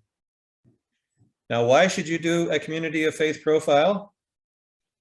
Because it's an excellent tool for discerning your current strengths, challenges, and will help you set your ministry goals and initiatives. The community of faith profile includes your living faith story, your financial viability, some demographic information, and real property.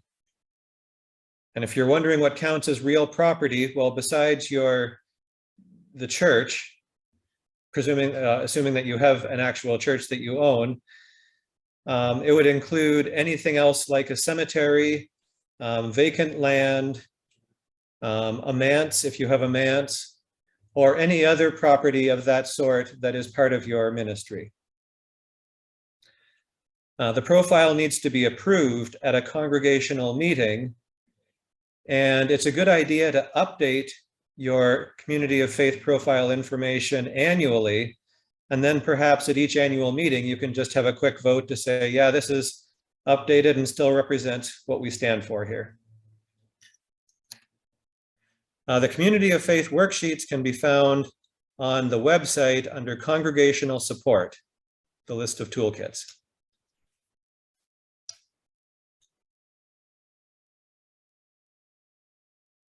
I'll pass it back to Mark, I believe. Okay, thank you, Dave. And I just realized what I did wrong with the last thing. Question number 4.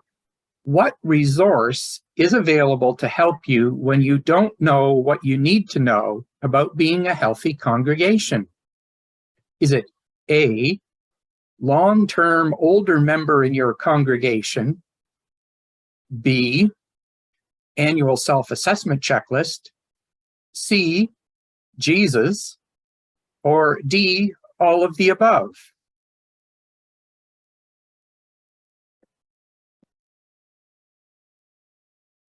Huh, interesting. So 58% of you believe that the annual self-assessment checklist is the resource available, and 38% say all of the above. We would say all of the above is the correct answer to that. While all of these options are a great source of information under the new structure of the United Church of Canada, the self-assessment checklist is a resource that communities of faith can use each year to identify opportunities for growth, best practices, and items required by provincial and federal law and the United Church of Canada. You may not have everything on the checklist in place. Don't panic. We are a work in progress. Perhaps make a plan to address the ones of highest priority in the coming year.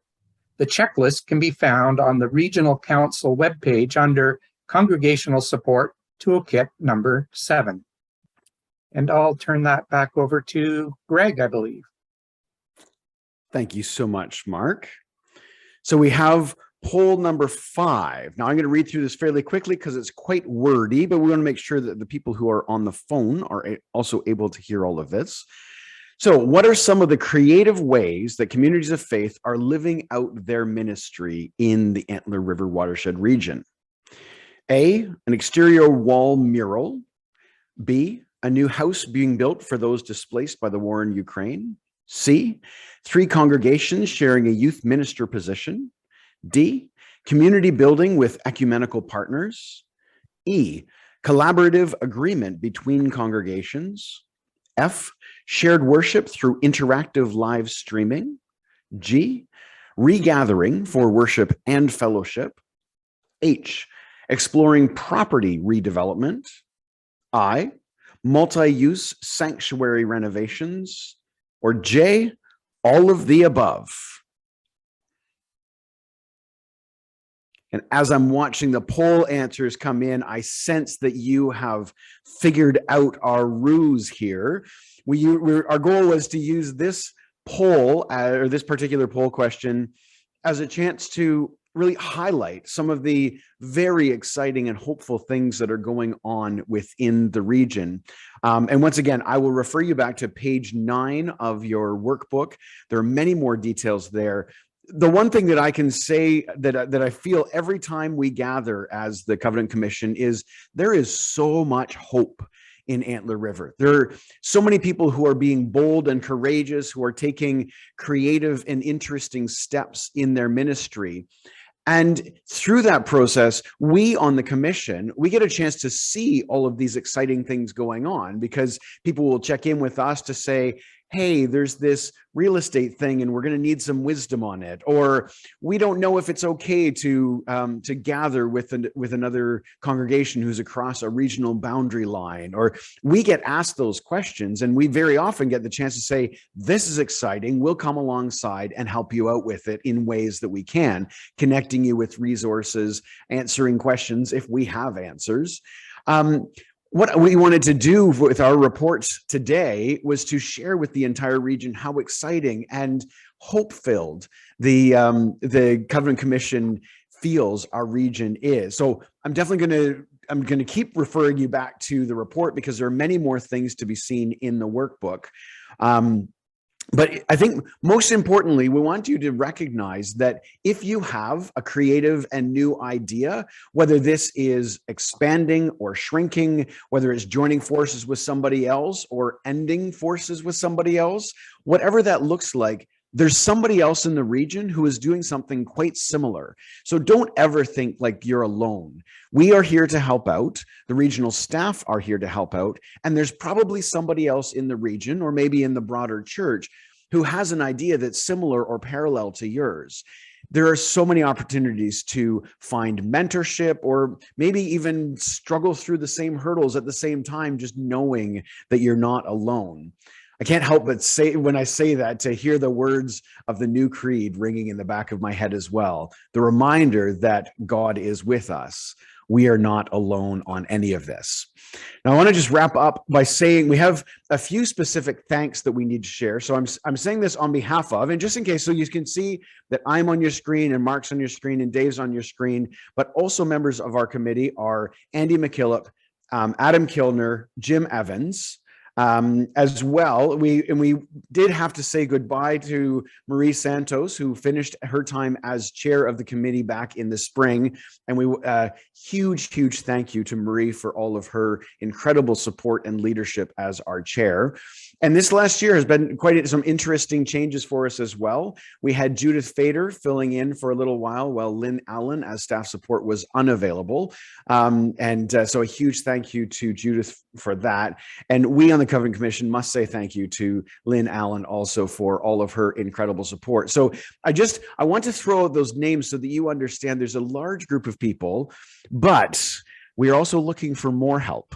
It would be lovely to have a few more people. It turns out that if a couple of people are unavailable, it becomes difficult to make quorum.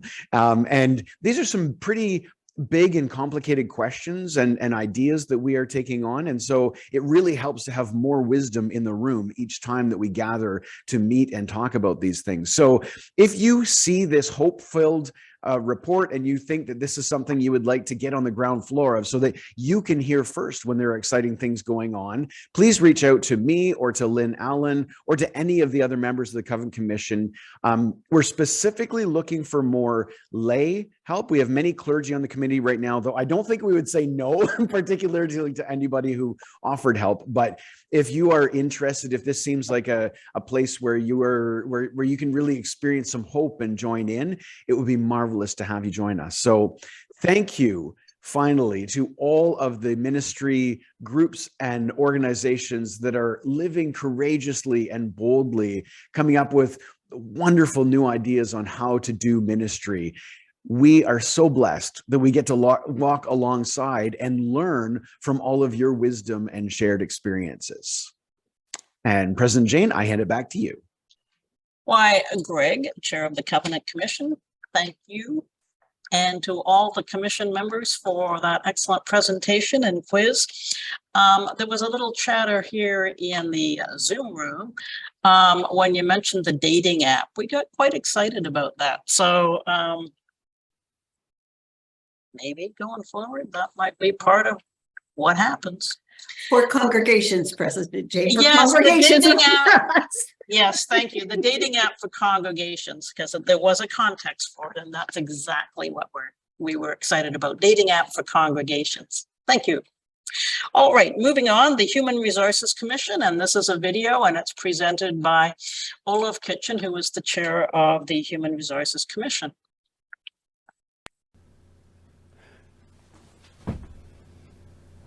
Greetings, everyone. I'm Olaf Kitchen. I chair the Human Resources Commission for our region. The Human Resources Commission carries responsibility for the formation and nurturing of healthy pastoral relationships and the equipping and licensing of lay worship leaders. Our commission works with people and with communities of faith, and we're not here to tangle you in red tape, but we're here to work with you. Today, for this presentation, I'd like to show you where you can find information about us on the website. So if you hold on, I will share the screen and bring you to our website. And on this website, you can learn about us. So at the top, I would take you to the About, and then you would go down to Commissions, and then you would go over to the Human Resources Commission. And you just click on that, and it brings you to our mandate. So you can see what we are officially supposed to be doing, and it's the manual section there, the governance handbook you can click on to. But as I said earlier, the formation and nurturing of healthy pastoral relationships, the equipping and licensing of lay worship leaders. We're here working with you. Now, also on the website, if you have insomnia and can't sleep, there's something else. You go to the commissions, Human Resources Commission, and over to the end, and you get our minutes. And here you have all our minutes. So if you can't sleep at night, read the minutes. It will put you to sleep. But here is the archives of what our committee does. We meet monthly via Zoom. Now, an important part of our Human Resources Commission is our staff person, McCall Cottrell. And so he is here on the staff people. So please contact him if you have any information, suggestions, or if you'd like to volunteer for our resource pool, which I'll talk about in a few minutes. So, our resource pool, we have a pool. It's not a fun pool with a swimming pool, but it is a resource pool of people. And we do need people. Please consider it. Fill out an expression of interest form and join our human resources pool. In our pool, we need liaisons to work with search teams. It is not like it used to be before in the times of presbytery, where you'd have a presbytery representative, lay and ordered, sitting on a search committee, going to every meeting, sitting on every interview. No, the liaisons now help train the search team and then are a resource support for the search team as the search team does their work. We don't interfere. We support and work with you. There's also another group of people that are needed for our resource pool, and that's facilitators for United Fresh Start. It's a new program, and we're not familiar with it in our Antler River Watershed region. And it is just beginning. It is a very important part of building a good ministry in the community of faith. And so we need facilitators for United Fresh Start. And it's not Fresh Start Foods. It's United Fresh Start. And I will share a video. Nicole is speaking about United Fresh Start. Friends, welcome. My name is McCall Cottrell, and I am Minister for Pastoral Relations in Antler River Watershed, Horseshoe Falls, and Western Ontario Waterways Regional Councils.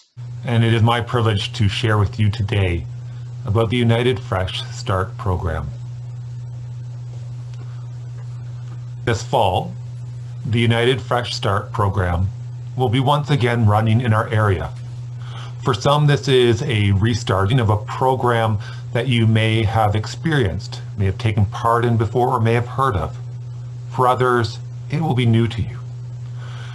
In our area, United Fresh Start is a shared project of the Western Ontario Waterways, Horseshoe Falls, and Antler River Watershed Regional Councils. United Fresh Start is adapted from a program that has been run successfully in the Anglican Church for many years. Many conferences in the United Church were running United Fresh Start programs prior to our restructuring of our denomination. United Fresh Start draws on the knowledge that stronger pastoral relationships between ministry personnel and communities of faith enriches the whole life of the church. Makes sense. This gives the tools to help make that possible and the experience to share a time of exploration together.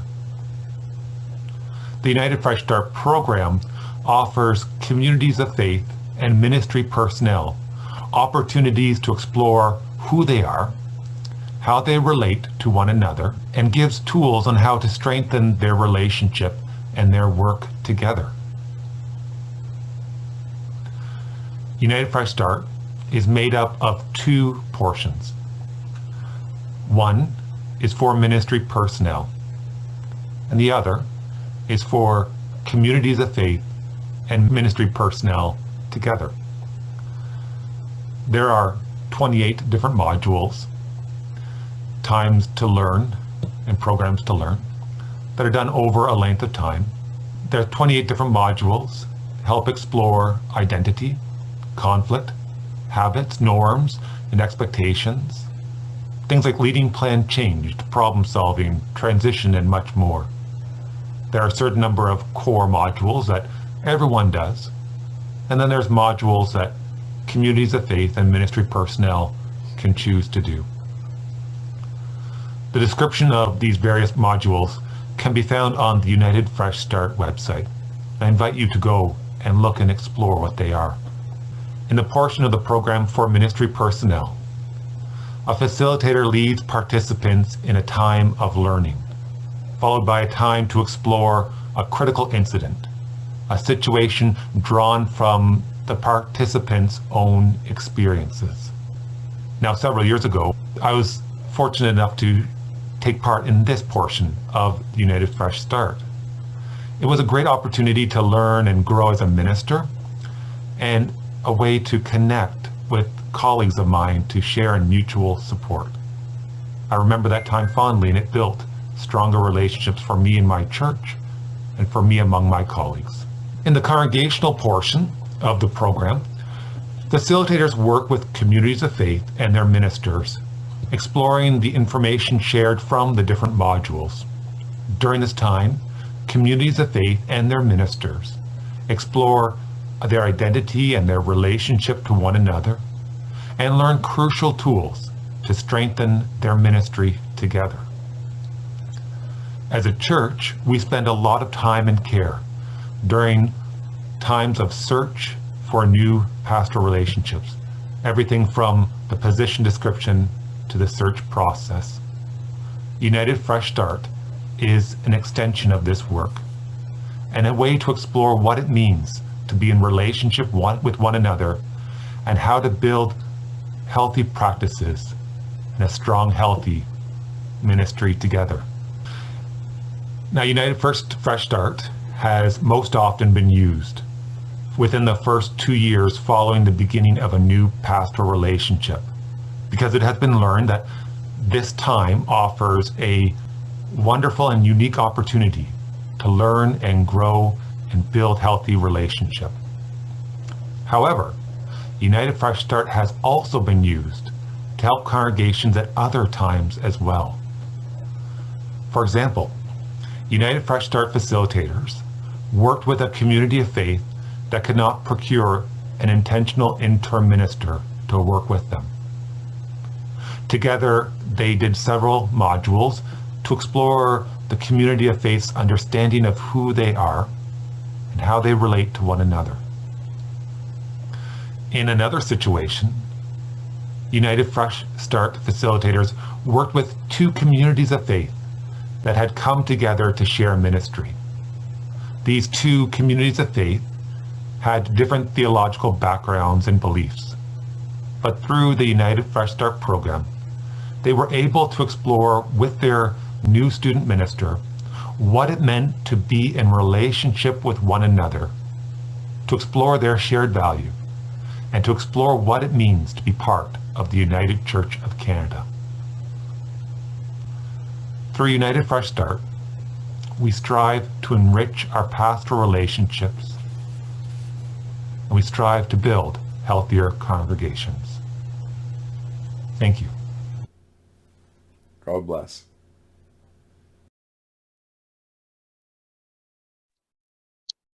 Well, thank you, Olaf, Chair of the Human Resources Commission, and Nicole Cottrell, the Pastoral Relations Minister for Antler River Watershed Regional Council. Before we invite any questions for either any of the three commissions, we'll move forward with the Mission and Discipleship Commission video, and that is being presented by Richard Auckland, who is the chair of that commission. And then following Richard's video, if there are any questions for either Greg Simpson, Chair of Covenant Commission, or Olaf Kitchen or Richard Auckland at that time, we'll hear those through virtual hands raised. All right, so let's hear now from the Mission and Discipleship Commission.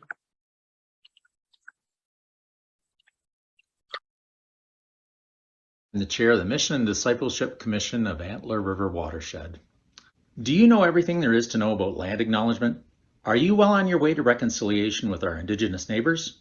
Do you love the camping experience? Are you a youth member wondering where you fit in the United Church? Do you fully understand the conflict between Israelis and Palestinians? Would you like to see a better world?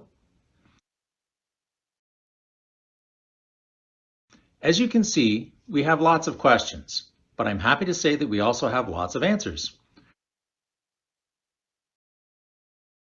Our dedicated staff, consisting of in part Kathy Douglas and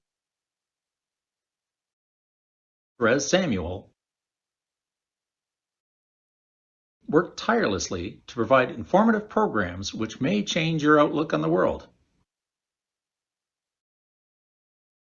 Watch for future offerings in the Antler River Watershed newsletter. And you can be part of that change by joining forces with us on the Mission and Discipleship Commission. Supporting the work of our staff and becoming informed ourselves is a primary responsibility. And who doesn't want to be part of an organization which gives away money? Well, we don't just actually give it away. We are entrusted by those individuals who contribute to the United Church's Mission and Service Fund to weigh the applications from various groups and then distribute funds to ARW applicants for mission support dollars. We look forward to having you join us on this incredible journey. Speak to one of our members or fill out an expression of interest form on the ARW website today.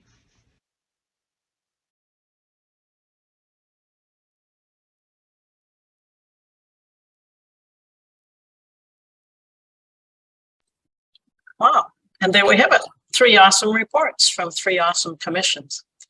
If you have any questions that are either related to Covenant Commission, for Greg, or related to Human Resources Commission, that would be Olaf, or related to Mission and Discipleship Commission, that would be Richard. If you raise your virtual hand, we can get to that. But before we do that, Michelle, I guess I have a question for you or one of the technical people. Anybody on phone, listening in by phone, are we getting their questions acknowledged if they have any? How do we do that? Just checking the list. So we currently don't have anybody on the telephone. Oh, okay. So I just didn't want to miss any folk who are on telephone who have questions throughout the meeting, I guess. Thank you, President Jane. Are there any questions for anyone on the commissions? President Jane, Paul has his hand raised first. Okay, welcome, Paul. Paul, do you want to unmute, please? Paul Browning, speaking on behalf kind of the Human Resources Committee. A question to the Covenant Commission, and thank you so much for all your work. Is there a way that liaisons working with search committees can have access to the community of faith profile of the church that we're working with, so that we can get the lay of the land before we meet with the search committees, and so that in the occasional situation where pastoral charge refuses to share it, we'll have it to know more of what's going on and what they're dealing with?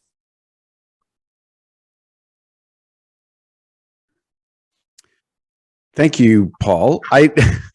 I don't have an immediate answer off the top of my head. I don't know that we as the Covenant Commission have direct access to that. Now, Lynn might jump in and correct me on that. But I can totally understand from your side how supervisor, that'd be very, very helpful for them to know. Under what circumstance would a congregation refuse to share that? That would be a curious circumstance. And so, I mean, maybe there's more digging to be done there, but can you broaden that a little bit? Well, unfortunately, it's not unknown to have congregations who have a distinct bias against bureaucracies beyond themselves. And there's also situations where there's a desire to hide problems that have happened and that sort of thing. And so occasionally we do find that a search committee or a congregation is not forthcoming with that document, and we have no access to it, which is kind of weird if we're the liaison. Yeah, there are, that should be something that we can get access to. So in like a one-off situation where somebody's really stuck, they could certainly reach out to the Covenant Commission, and we should be able to get access to that. Because it should have come through us to approve the profile in the process. So yeah, in that case, it should be something that they could reach out to us, and we should have access to it. Can I jump in for a second too, Greg? Please. So I want to reassure the liaisons that the community of faith profiles are reviewed by the Covenant Commission. So we have looked at all the material, and if there was a serious concern there, we will have already talked to the congregation and dealt with that. The best practice is to simply speak to the community of faith. They will have approved it as part of their congregational meeting. It may even be attached to their minutes. We're hoping that the community of faith profile is the basis for as they develop their position description. So I hope this would be a very rare and unusual situation, Paul, that congregations would not share that, but they do not need to share all of that publicly with applicants. If they wish to just share their information that's on Church Hub and their living faith story, then that is sufficient. That's what's required. But why wouldn't it be normal procedure with liaisons? I mean, one would imagine that, yeah. I think that's a discussion for beyond this meeting. And we just encourage the liaisons to request a copy from their community of faith that they're working with. So can a motion be made asking that? Because I mean, the human resources. I think this is something that needs to be discussed between the two commissions, and liaisons can always ask for it. And again, if you have an extraordinary situation, then you could reach out to McCall to discuss it. And it's also part of the search team training that the community of faith is an excellent resource for the position description.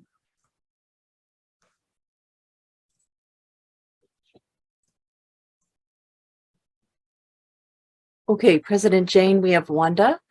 Here we go. Good morning, Wanda. Welcome. Good morning. I have a question. I'm not sure if it relates to, actually it relates to all of the commissions. It's about the expression of interest form.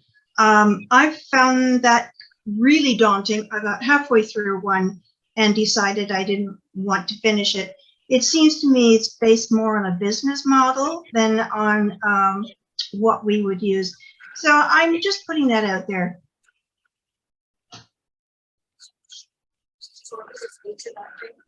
Okay, Cheryl Ann is offering to speak to this, Wanda. Thank you for that feedback, Wanda.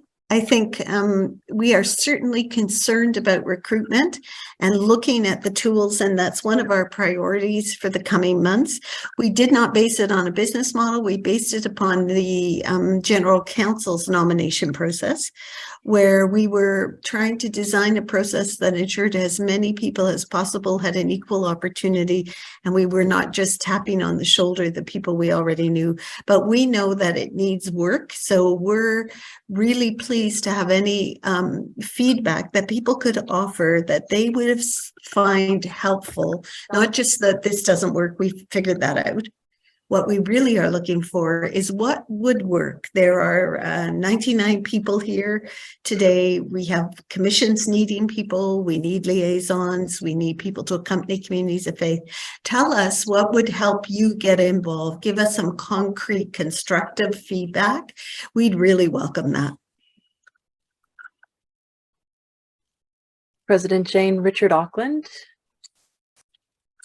Hello, Richard. How many times do you change your shirt in one video? It's a challenge. It works though.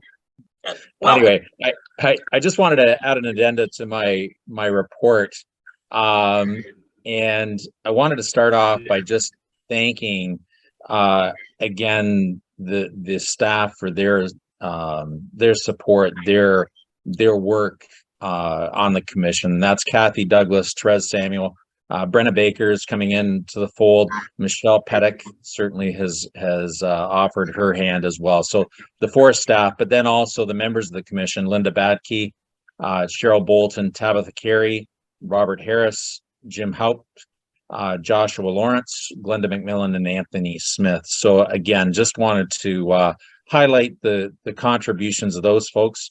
And again, watch for some offerings from our staff that you'll receive through the ARW newsletter as well. So again, thank you so much for the opportunity to speak to, and have a great day, everyone.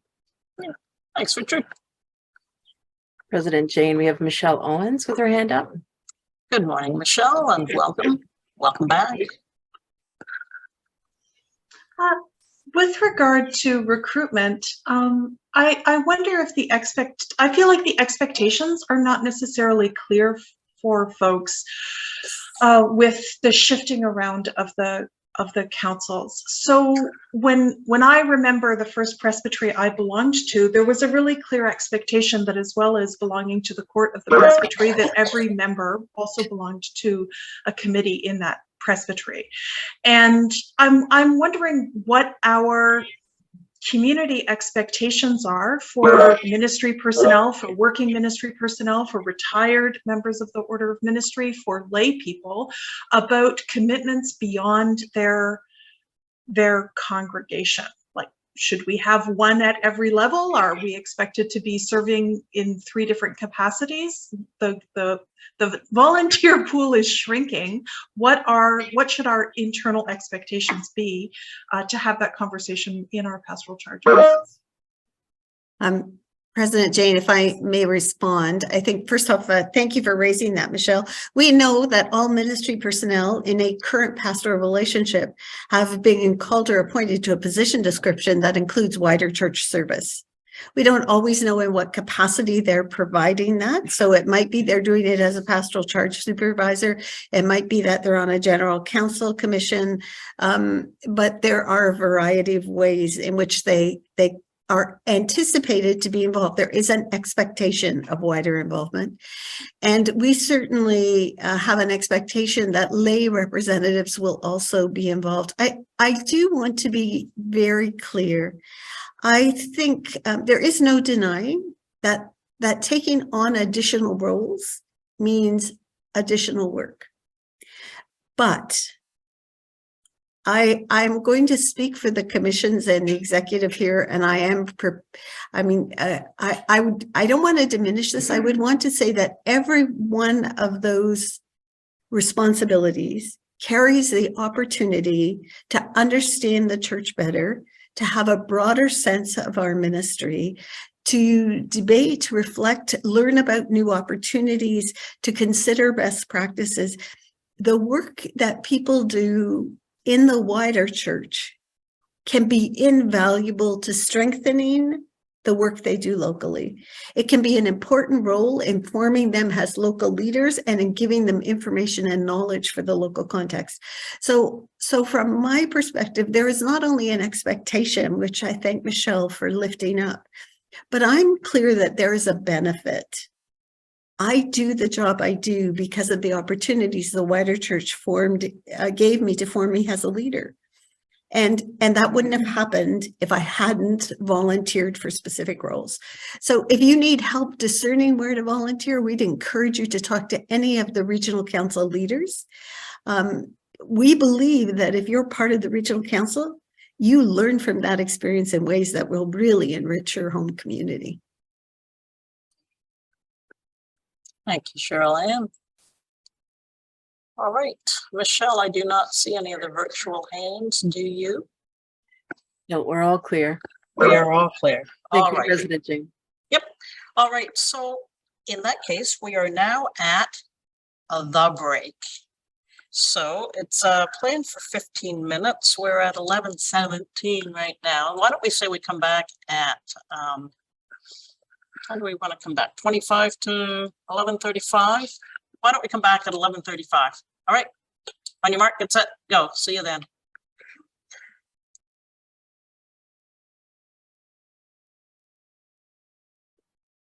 Hello, everybody. 11:35. I hope you had a good break and feel more comfortable than maybe you were before the break. So, and Mark, thank you for your musical bits and pieces. That much appreciated. All righty then. So we're doing another community building session. So Pam is calling this one Call to Be the Church. Really? So we'll join in watching Pam's video, and then Pam will give us some instruction as to what happens next. So community building with Pam Wilcox. Here we go. Didn't we just hear some fantastic reports from our commissions? They do amazing and great work, but they need some help. We're going to hopefully offer them some of that help.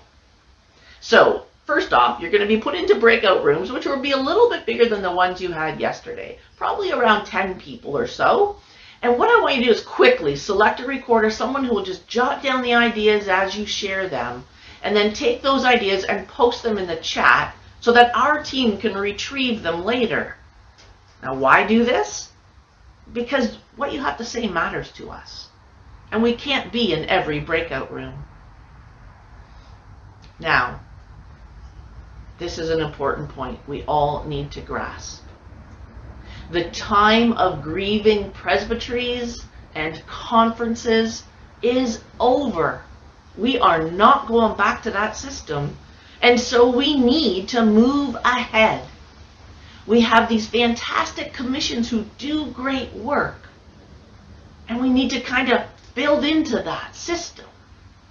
So holding all that you just heard in their reports in your minds, I want you to wrestle as a breakout room with one tough question.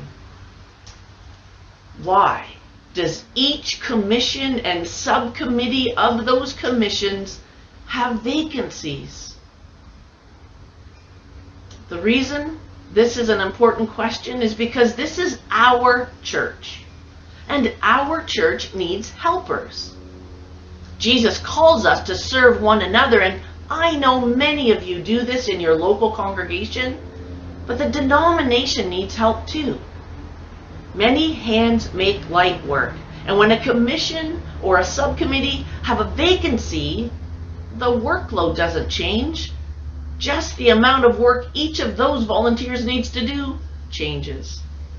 Those people stepped up to fill a spot, and now we're overworking them and burning them out. The best way that we can support the work of our region and denomination, and in fact the United Church of Canada, is to provide resources, human resources. Here's your job. As a breakout room, identify the barriers to serving at the region.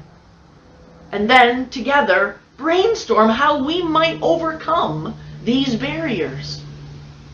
How might the region recruit others? What would it take to recruit you? Please record all your ideas and post them in the chat. Now, if your breakout room is fortunate enough to have a person who is or has served on a commission or subcommittee, give them a couple minutes to talk about their experience. Ask them how it was rewarding. Ask them about the true time commitment. After all this sharing and all this conversation is over and your breakout room time has ended and you find yourself back in the main session, I want you to ponder my last question. It's a personal one. If you could, where would you choose to serve? And what is stopping you?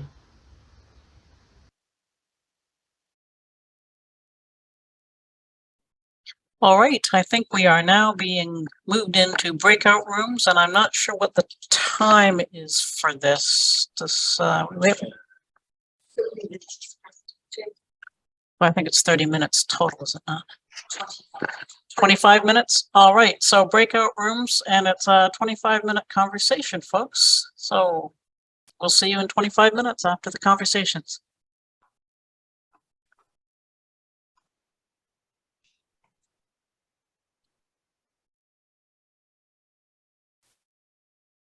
Okay, President Jane. All right, we're good to go. All right, I believe there is a follow-up video with Pam, and if she doesn't mention that in her video, I'll just mention that now. If you took some notes, could you please enter those in the chat so we have them and they can help us going forward and understanding your thoughts on what you were discussing in the breakout rooms. But I believe, John, we have another video from Pam. Have you ever said or heard it said, "I wonder what is going on in the bigger church. I never hear anything. I feel disconnected from the region."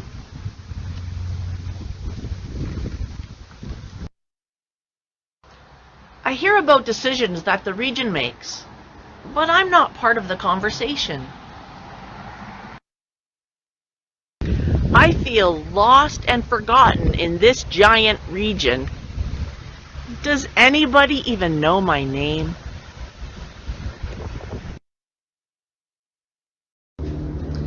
If you want more, you need to become more. Remember the mantra from a few years back? Be the change you want to see in the world? Well, be the change you want to see in the region, in the church. There is a place waiting for you, needing you. What are you waiting for? Become the future of the ARW Regional Council.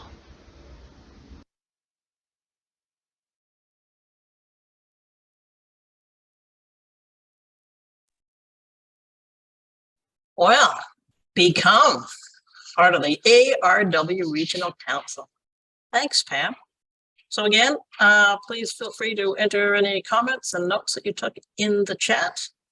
And please give your thoughtful consideration to becoming involved in the Regional Council, serving on a commission, the executive. If you have questions, comments, or concerns, don't be hesitant to reach out and talk to those who serve in those ways.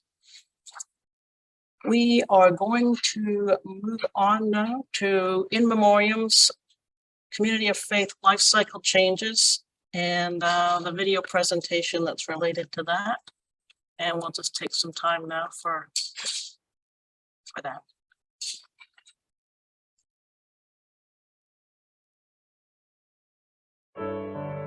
Antler River Watershed Regional Council, In Memoriam.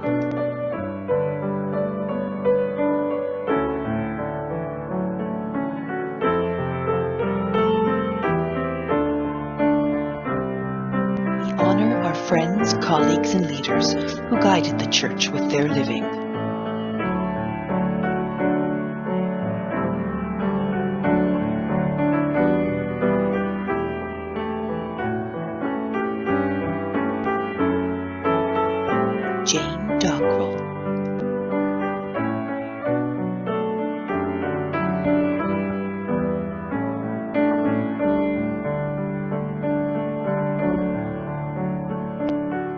Jane had a special gift for nurturing young people through ministry, starting with her work at Lambeth United Church and latterly as the Children and Young Families Coordinator at First St. Andrews in London. Jane also served as Camp Director at Camp Kimoki and Stevenson's Children's Camp, and as a Reach for the Rainbow Coordinator.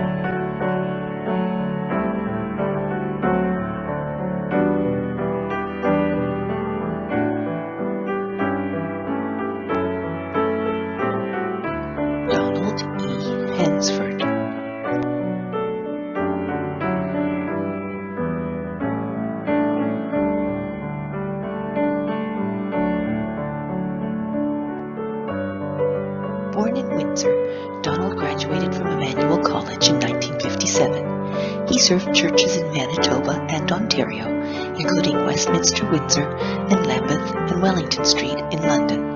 In retirement, Donald served as interim ministry supply at Westminster, Riverside, and Glenwood churches in Windsor.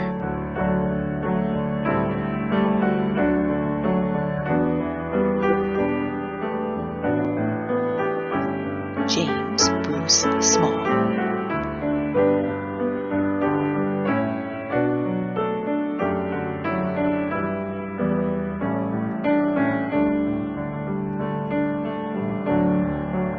Bruce was a social justice advocate at heart, and during his almost 30 years of dedication to the United Church as a minister, Bruce and his family ministered in Bristol, Stirling, Chatham, London, and St. Catharines, retiring to London.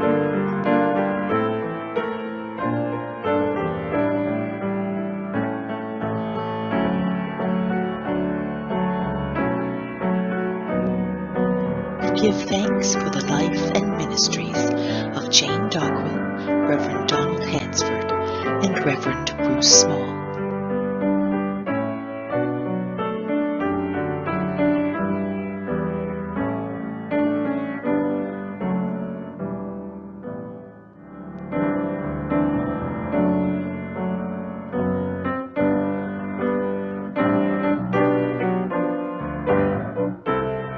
Community of Faith Life Cycle Changes.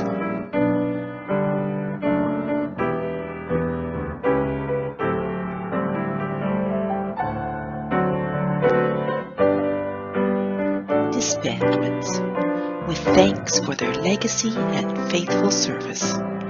Curry's United Church, North Missouri United Church, and Oxford Center United Church.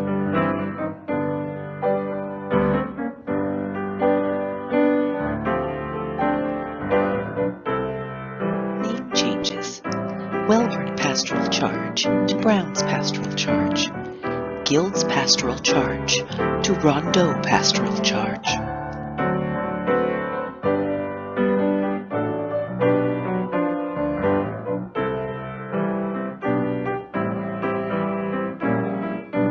Amalgamation and name change. Rich Community United Church Blenheim and New Scotland United Church Blenheim, now called New Scotland Rich United Church, Rondeau Pastoral Charge.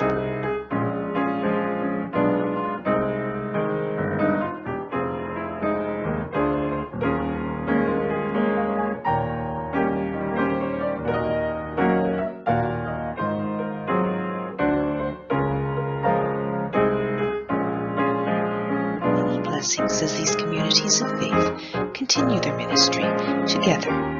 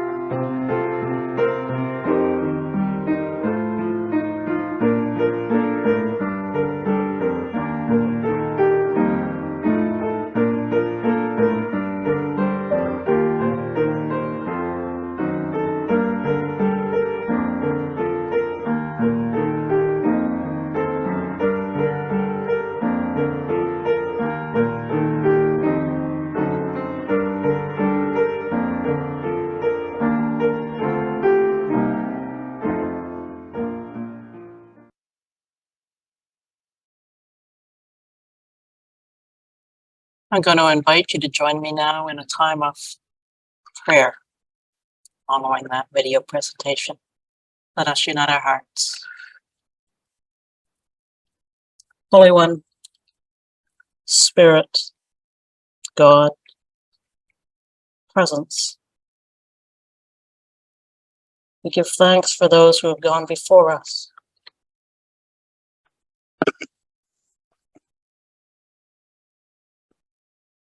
For the lives and the ministries of Jane Dock, Don Hansford, and Bruce Small.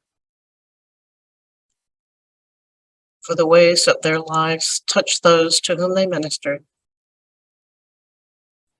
and for the ways that they enriched the lives around them, of the people around them. We give thanks. And may their ministries and the effects of their ministries live on in the hearts of all who were touched by them.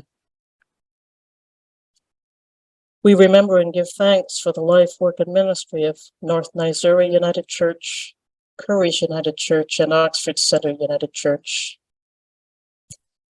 The walls of those church buildings could talk.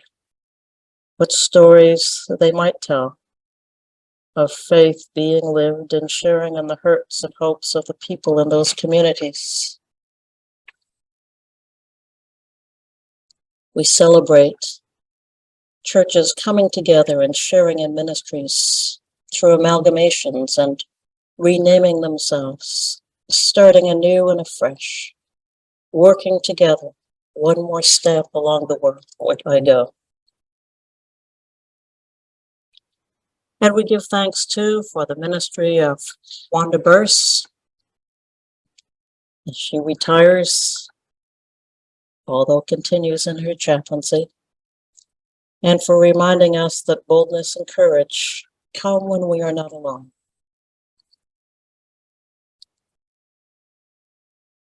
We remember and we give thanks, and may we be mindful of the difference we make in the lives of other people as these folks and communities of faith we have remembered have made a difference.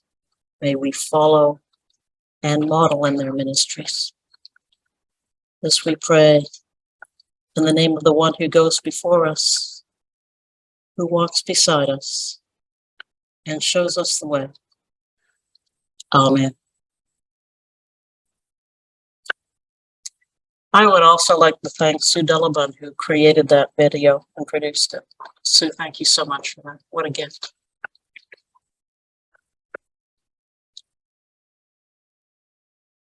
Carrie, we are now into closing motion.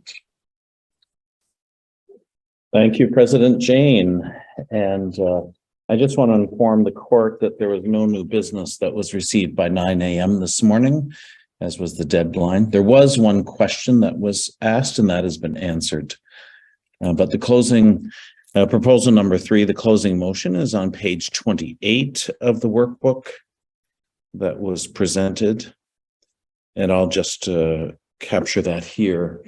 So why we have this motion is so that the work of the regional council can continue between regional council meetings. And the regional council must be clear on how the work will continue.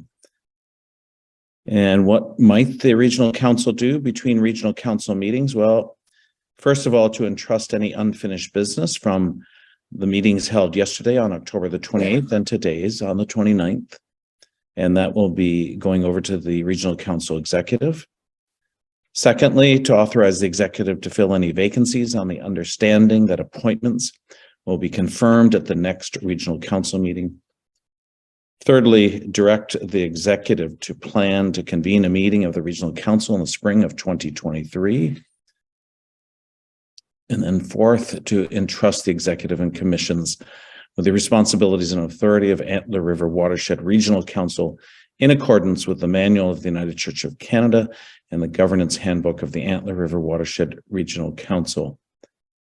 And then fifthly, to close this meeting held yesterday on October the 28th and today, Saturday, the 29th of the year 2022 of this regional council, Antler River Watershed, at the end of this session. Thank you. I move that. And Cheryl Ann has seconded it. Further discussion? All right, so we will now, ready for the questions. So we will now move to the Zoom poll and invite you to vote that way.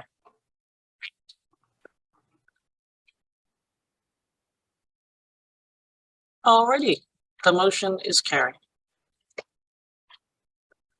We are now going to call upon Therese Samuel to lead us in her equity reflection. Therese, good morning. Welcome. Thanks for being here and for all you've done this weekend. Thank you. It's afternoon, sorry. It's afternoon. Yeah, I'm just looking at my time.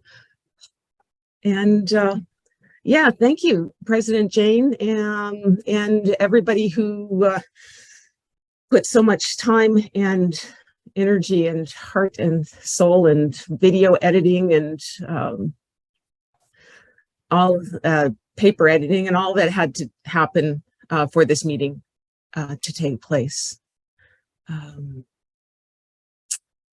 Yeah, I have some reflections that I'm going to share. Reflections of things that I've noticed. And I invite you, if you have any celebrations about equity that you've noticed in this regional gathering, or in the region, to share them in the chat. So celebrations about equity, share them in the chat. If you have any concerns, so that they can be responded to in a sensitive manner, I invite you to share them with me in private chat or by phone or email. And I will drop my contact information, but please don't phone me until we're done, or you'll all hear the phone ring. I didn't get that. Why is it not? There we go.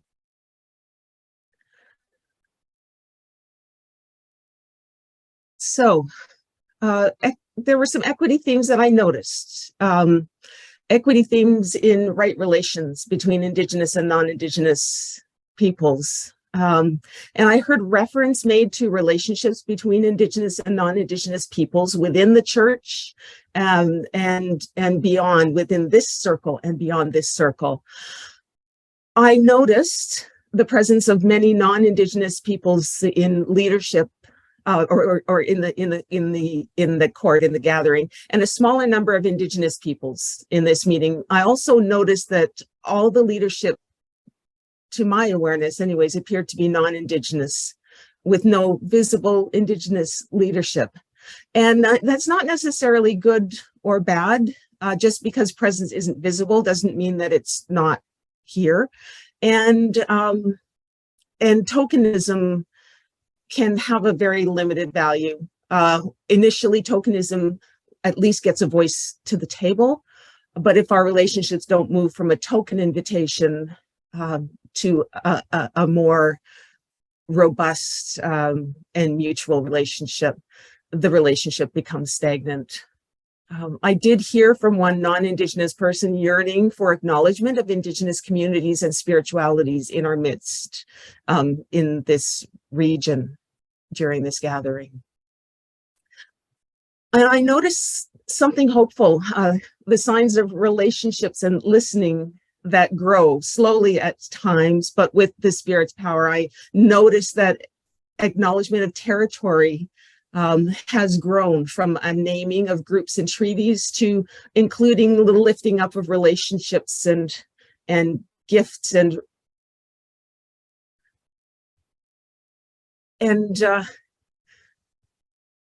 I pray that the act of acknowledgement continues to grow as all of us, Indigenous and non-Indigenous, continue to learn and grow in relationship within and beyond the church. And at one point I heard, and I think it was connected to learning from our Indigenous peoples in our church. I'm not sure, President Jane, maybe you can let me know if it was or wasn't. President Jane, I heard you say maybe, as you were talking about General Counsel, maybe a next step is to take time needed to listen to concerns being expressed and not beholden to being timekeepers. And I heard that as a yearning for the church for a church culture that would give us a bit of freedom from being timekeepers and give us a bit more freedom to be relationship builders. And that is growing equity. As equity grows, our relationships grow. As our relationships grow, equity grows. Equity in voices from pastoral charges. Almost everyone here is part of the region.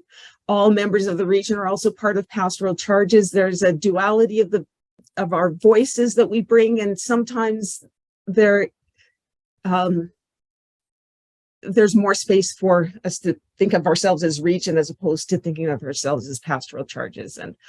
And so I heard some balance of reflections coming from voices in pastoral charges regarding finances and about the accessibility of the expression of interest form, space for voices to be heard, for our multiple levels of voices to be heard. Equity and climate justice, when there was a question and answer confirming that the region's policy is to not invest in fossil fuels.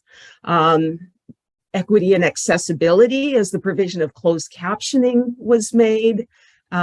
Technology, there's diversity and access to technology, and there were gracious responses from leadership making space for involvement of people with varied connectivity.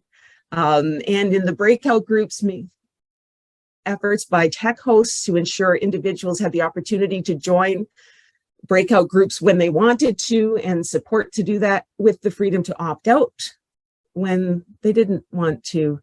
Equity of affirming. I noticed inclusion of the affirming visioning statement, and many people included pronouns in their Zoom name. I also, confession moment, I noticed that I missed the opportunity to invite people specifically to add their pronouns to their names. So I take responsibility for that. And I trust that we're all learning and growing in our honoring of equity. What I've said is not everything. I couldn't possibly notice everything. But I think the area of equity that is greater concern is the one that we don't notice and don't name. And those are probably much more numerous than the ones that we do notice. So, as I said, if you have noticed something in particular concern, please do send me a note and I can share that with the leadership team. And a huge thank you and a celebration of the region for ensuring that there is an equity monitor for the meeting, that there is time and space set aside to remind ourselves of this value that is part of our growing and living into our discipleship of Jesus the Christ. Thank you. Therese, thank you so much for that. Are you going to be putting that in writing by any chance to send to the planning team? Just saying. It doesn't have to be an essay. It can just be, points. If you know me, if I tried to do that without it being written down, I'd be halfway through. So it's every word of that almost is in writing. I can send it to you right away. Excellent. Ideal. And as Michelle's reminded us, it's recorded anyway. We can capture it. But if it's in writing, then that's nice too. So thank you. Thank you so much, Therese. When we learn, when we know better, we do better. So it's always helpful to learn so we can grow and really work together in our relationship building and understanding of one another. All right. So as we near the end of the meeting, I would like to express my deep gratitude and thanks to many people. And like Therese, I too have this written down. I'd like to thank the staff here at the Best Western Stone Ridge Inn, London, for accommodating those of us here in the Zoom meeting room and also down the hall in the music and worship room, and for the terrific accommodation and sorry to say, the food they've been providing along the way. It's been terrific. I'd like to also acknowledge and thank the technical support team, John Neff, Michelle Pettick, and Fatima Kakedia Kinting. As always, excellent work. And, helping out of, getting everything sorted out. That's great. To our chaplain, Charmaine Bailey and Carrie Wagner. Equity support team member, Therese Samuel. To Pam Wilcox, our terrific community builder facilitator. To Mark Smith for his awesome music leadership. And Greg Simpson for his meaningful and inspiring worship leadership. To planning team member Louise Hall, who offers, as always, excellent insights, ideas, and wisdom during the planning team meetings. She's the only one I'm identifying right there as the planning team member, because everybody else who's on the planning team is being mentioned in other ways in my list here. I'd like to thank Brad Morrison, our long-serving parliamentarian, Carrie Stover, our brand new chair of business and agenda, recording secretary and executive assistant Sue Dillabin, a person of many talents.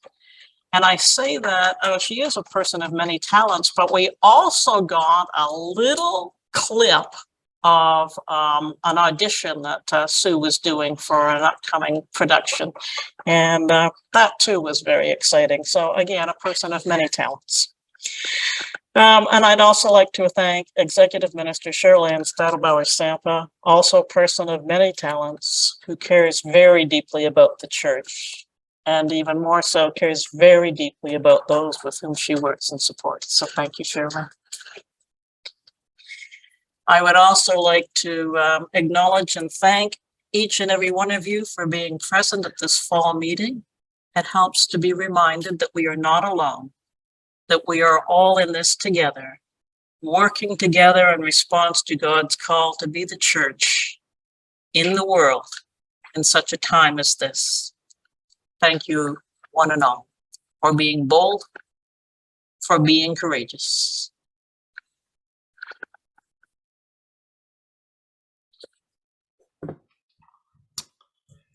Hi, folks. My name is Kenji Marui. I use he, him pronouns.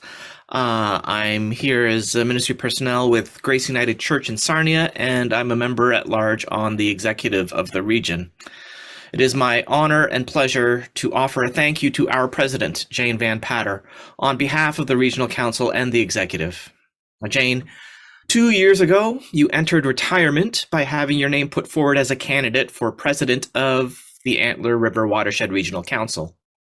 Little did we know how much the world and church would be changed since then.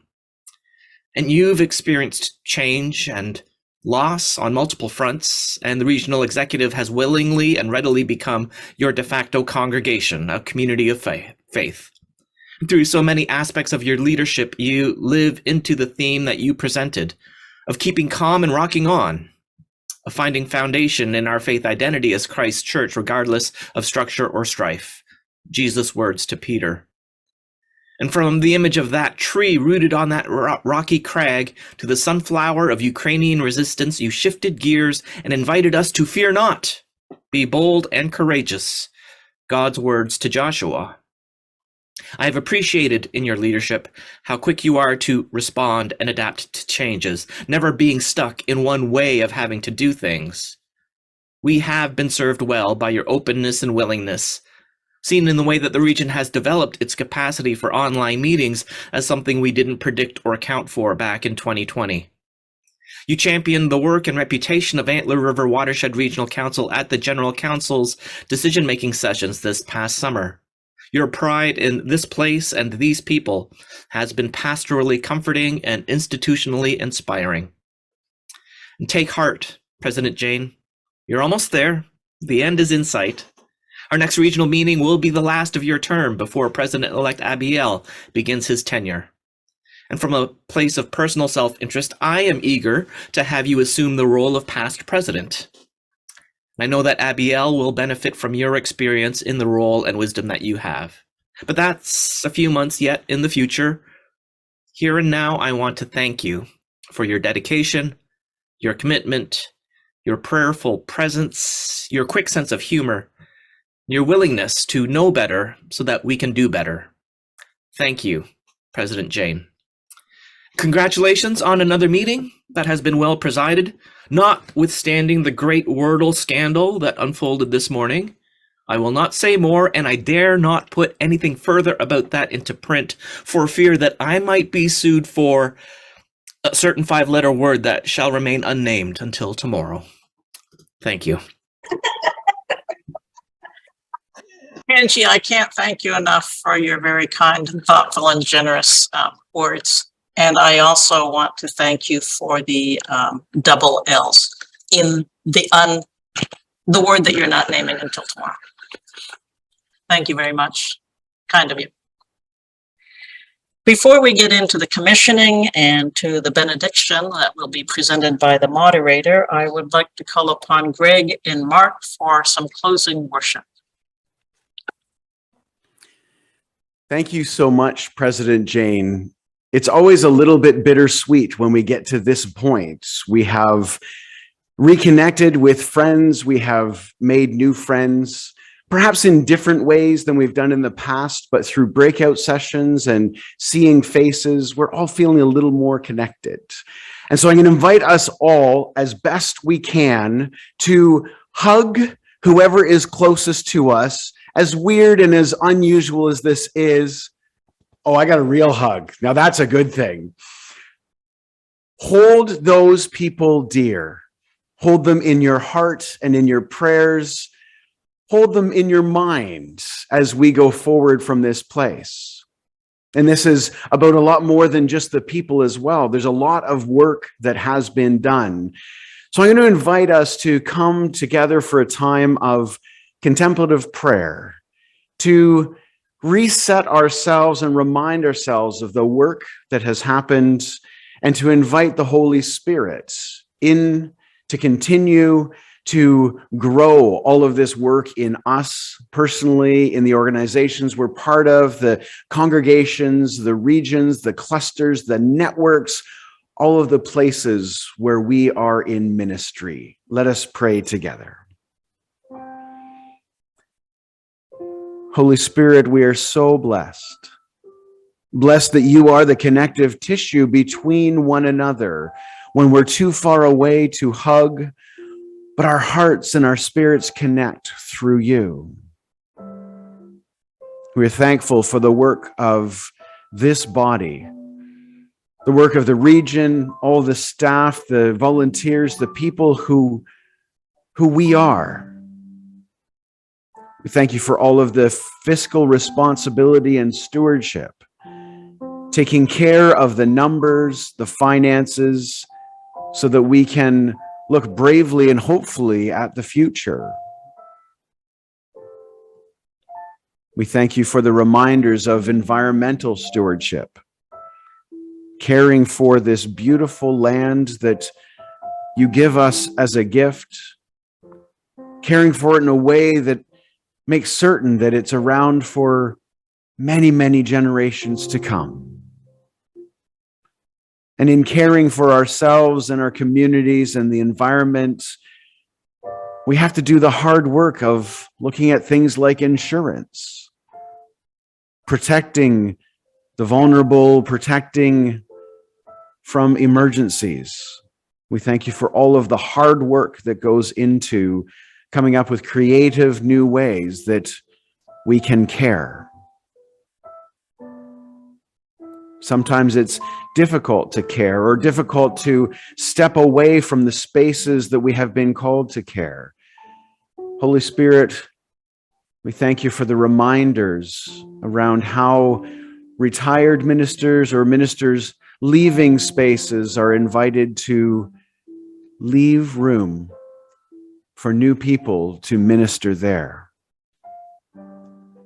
The work of our commissions, people who volunteer their time to come alongside people and congregations and situations that need care and support.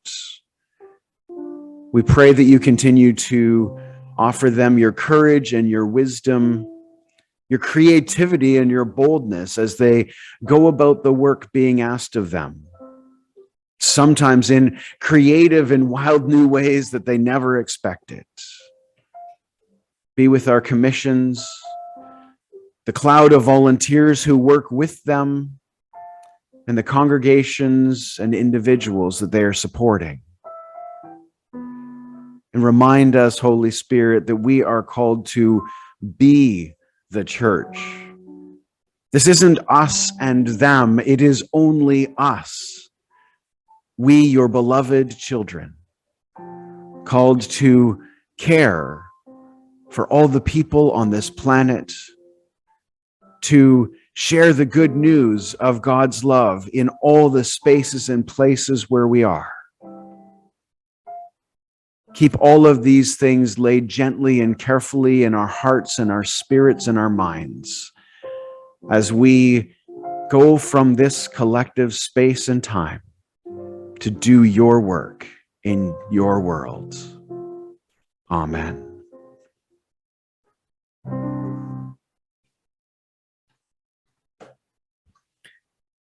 And one last song before we go. You're going to have to, wherever it is you're sitting right now, you're going to have to make sure you've got like good lung capacity, because we can feel your hearts and your spirits when you sing, but this time we want to hear you from all ends of Antler River. We're going to hear you singing out loud, I'm going to live so God can use me. It's 575 in Voices United, but the words will be on your screen. Sing it out loud.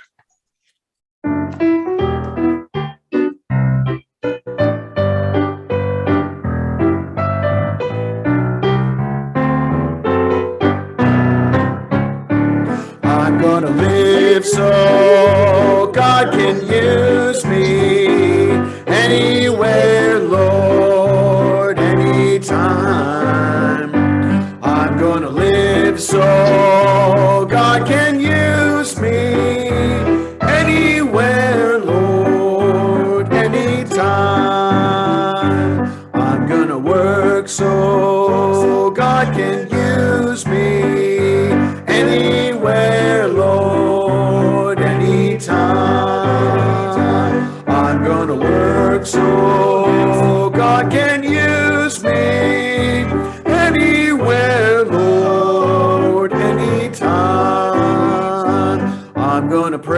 pray so God can use me anywhere, Lord, anytime. I'm gonna pray so God can use me anywhere, Lord, anytime.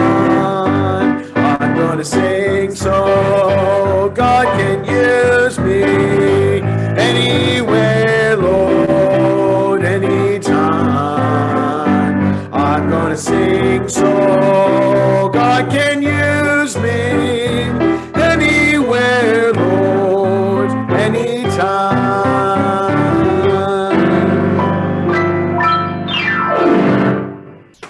And a huge thank you, Mark. Thank you, Greg, for joining me here. Thank you to all of you beautiful people who sang and clapped and bounced in your seats along with us. And I'll turn it back to you, President Jane. Yes, indeed. Wow, what a great way to go. Oh, that was wonderful. Thank you so much. Though our meeting concludes, the business and the busyness of being the church and living into its ministry continues.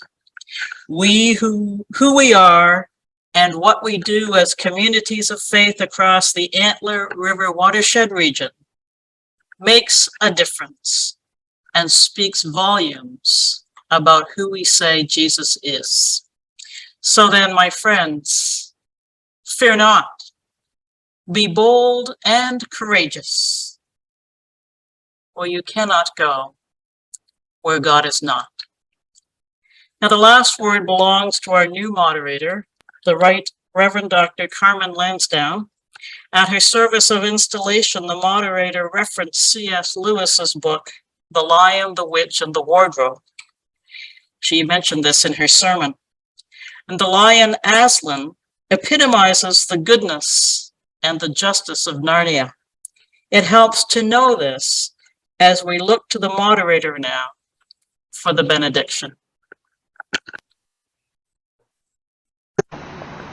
Let's be lions like Aslan, not being safe but being good, saying yes to the right things and no to the right things, and practicing our bold discipleship, deep spirituality, and daring justice. Amen. Amen. Amen, everyone. Safe journeys. God's blessings. Take care.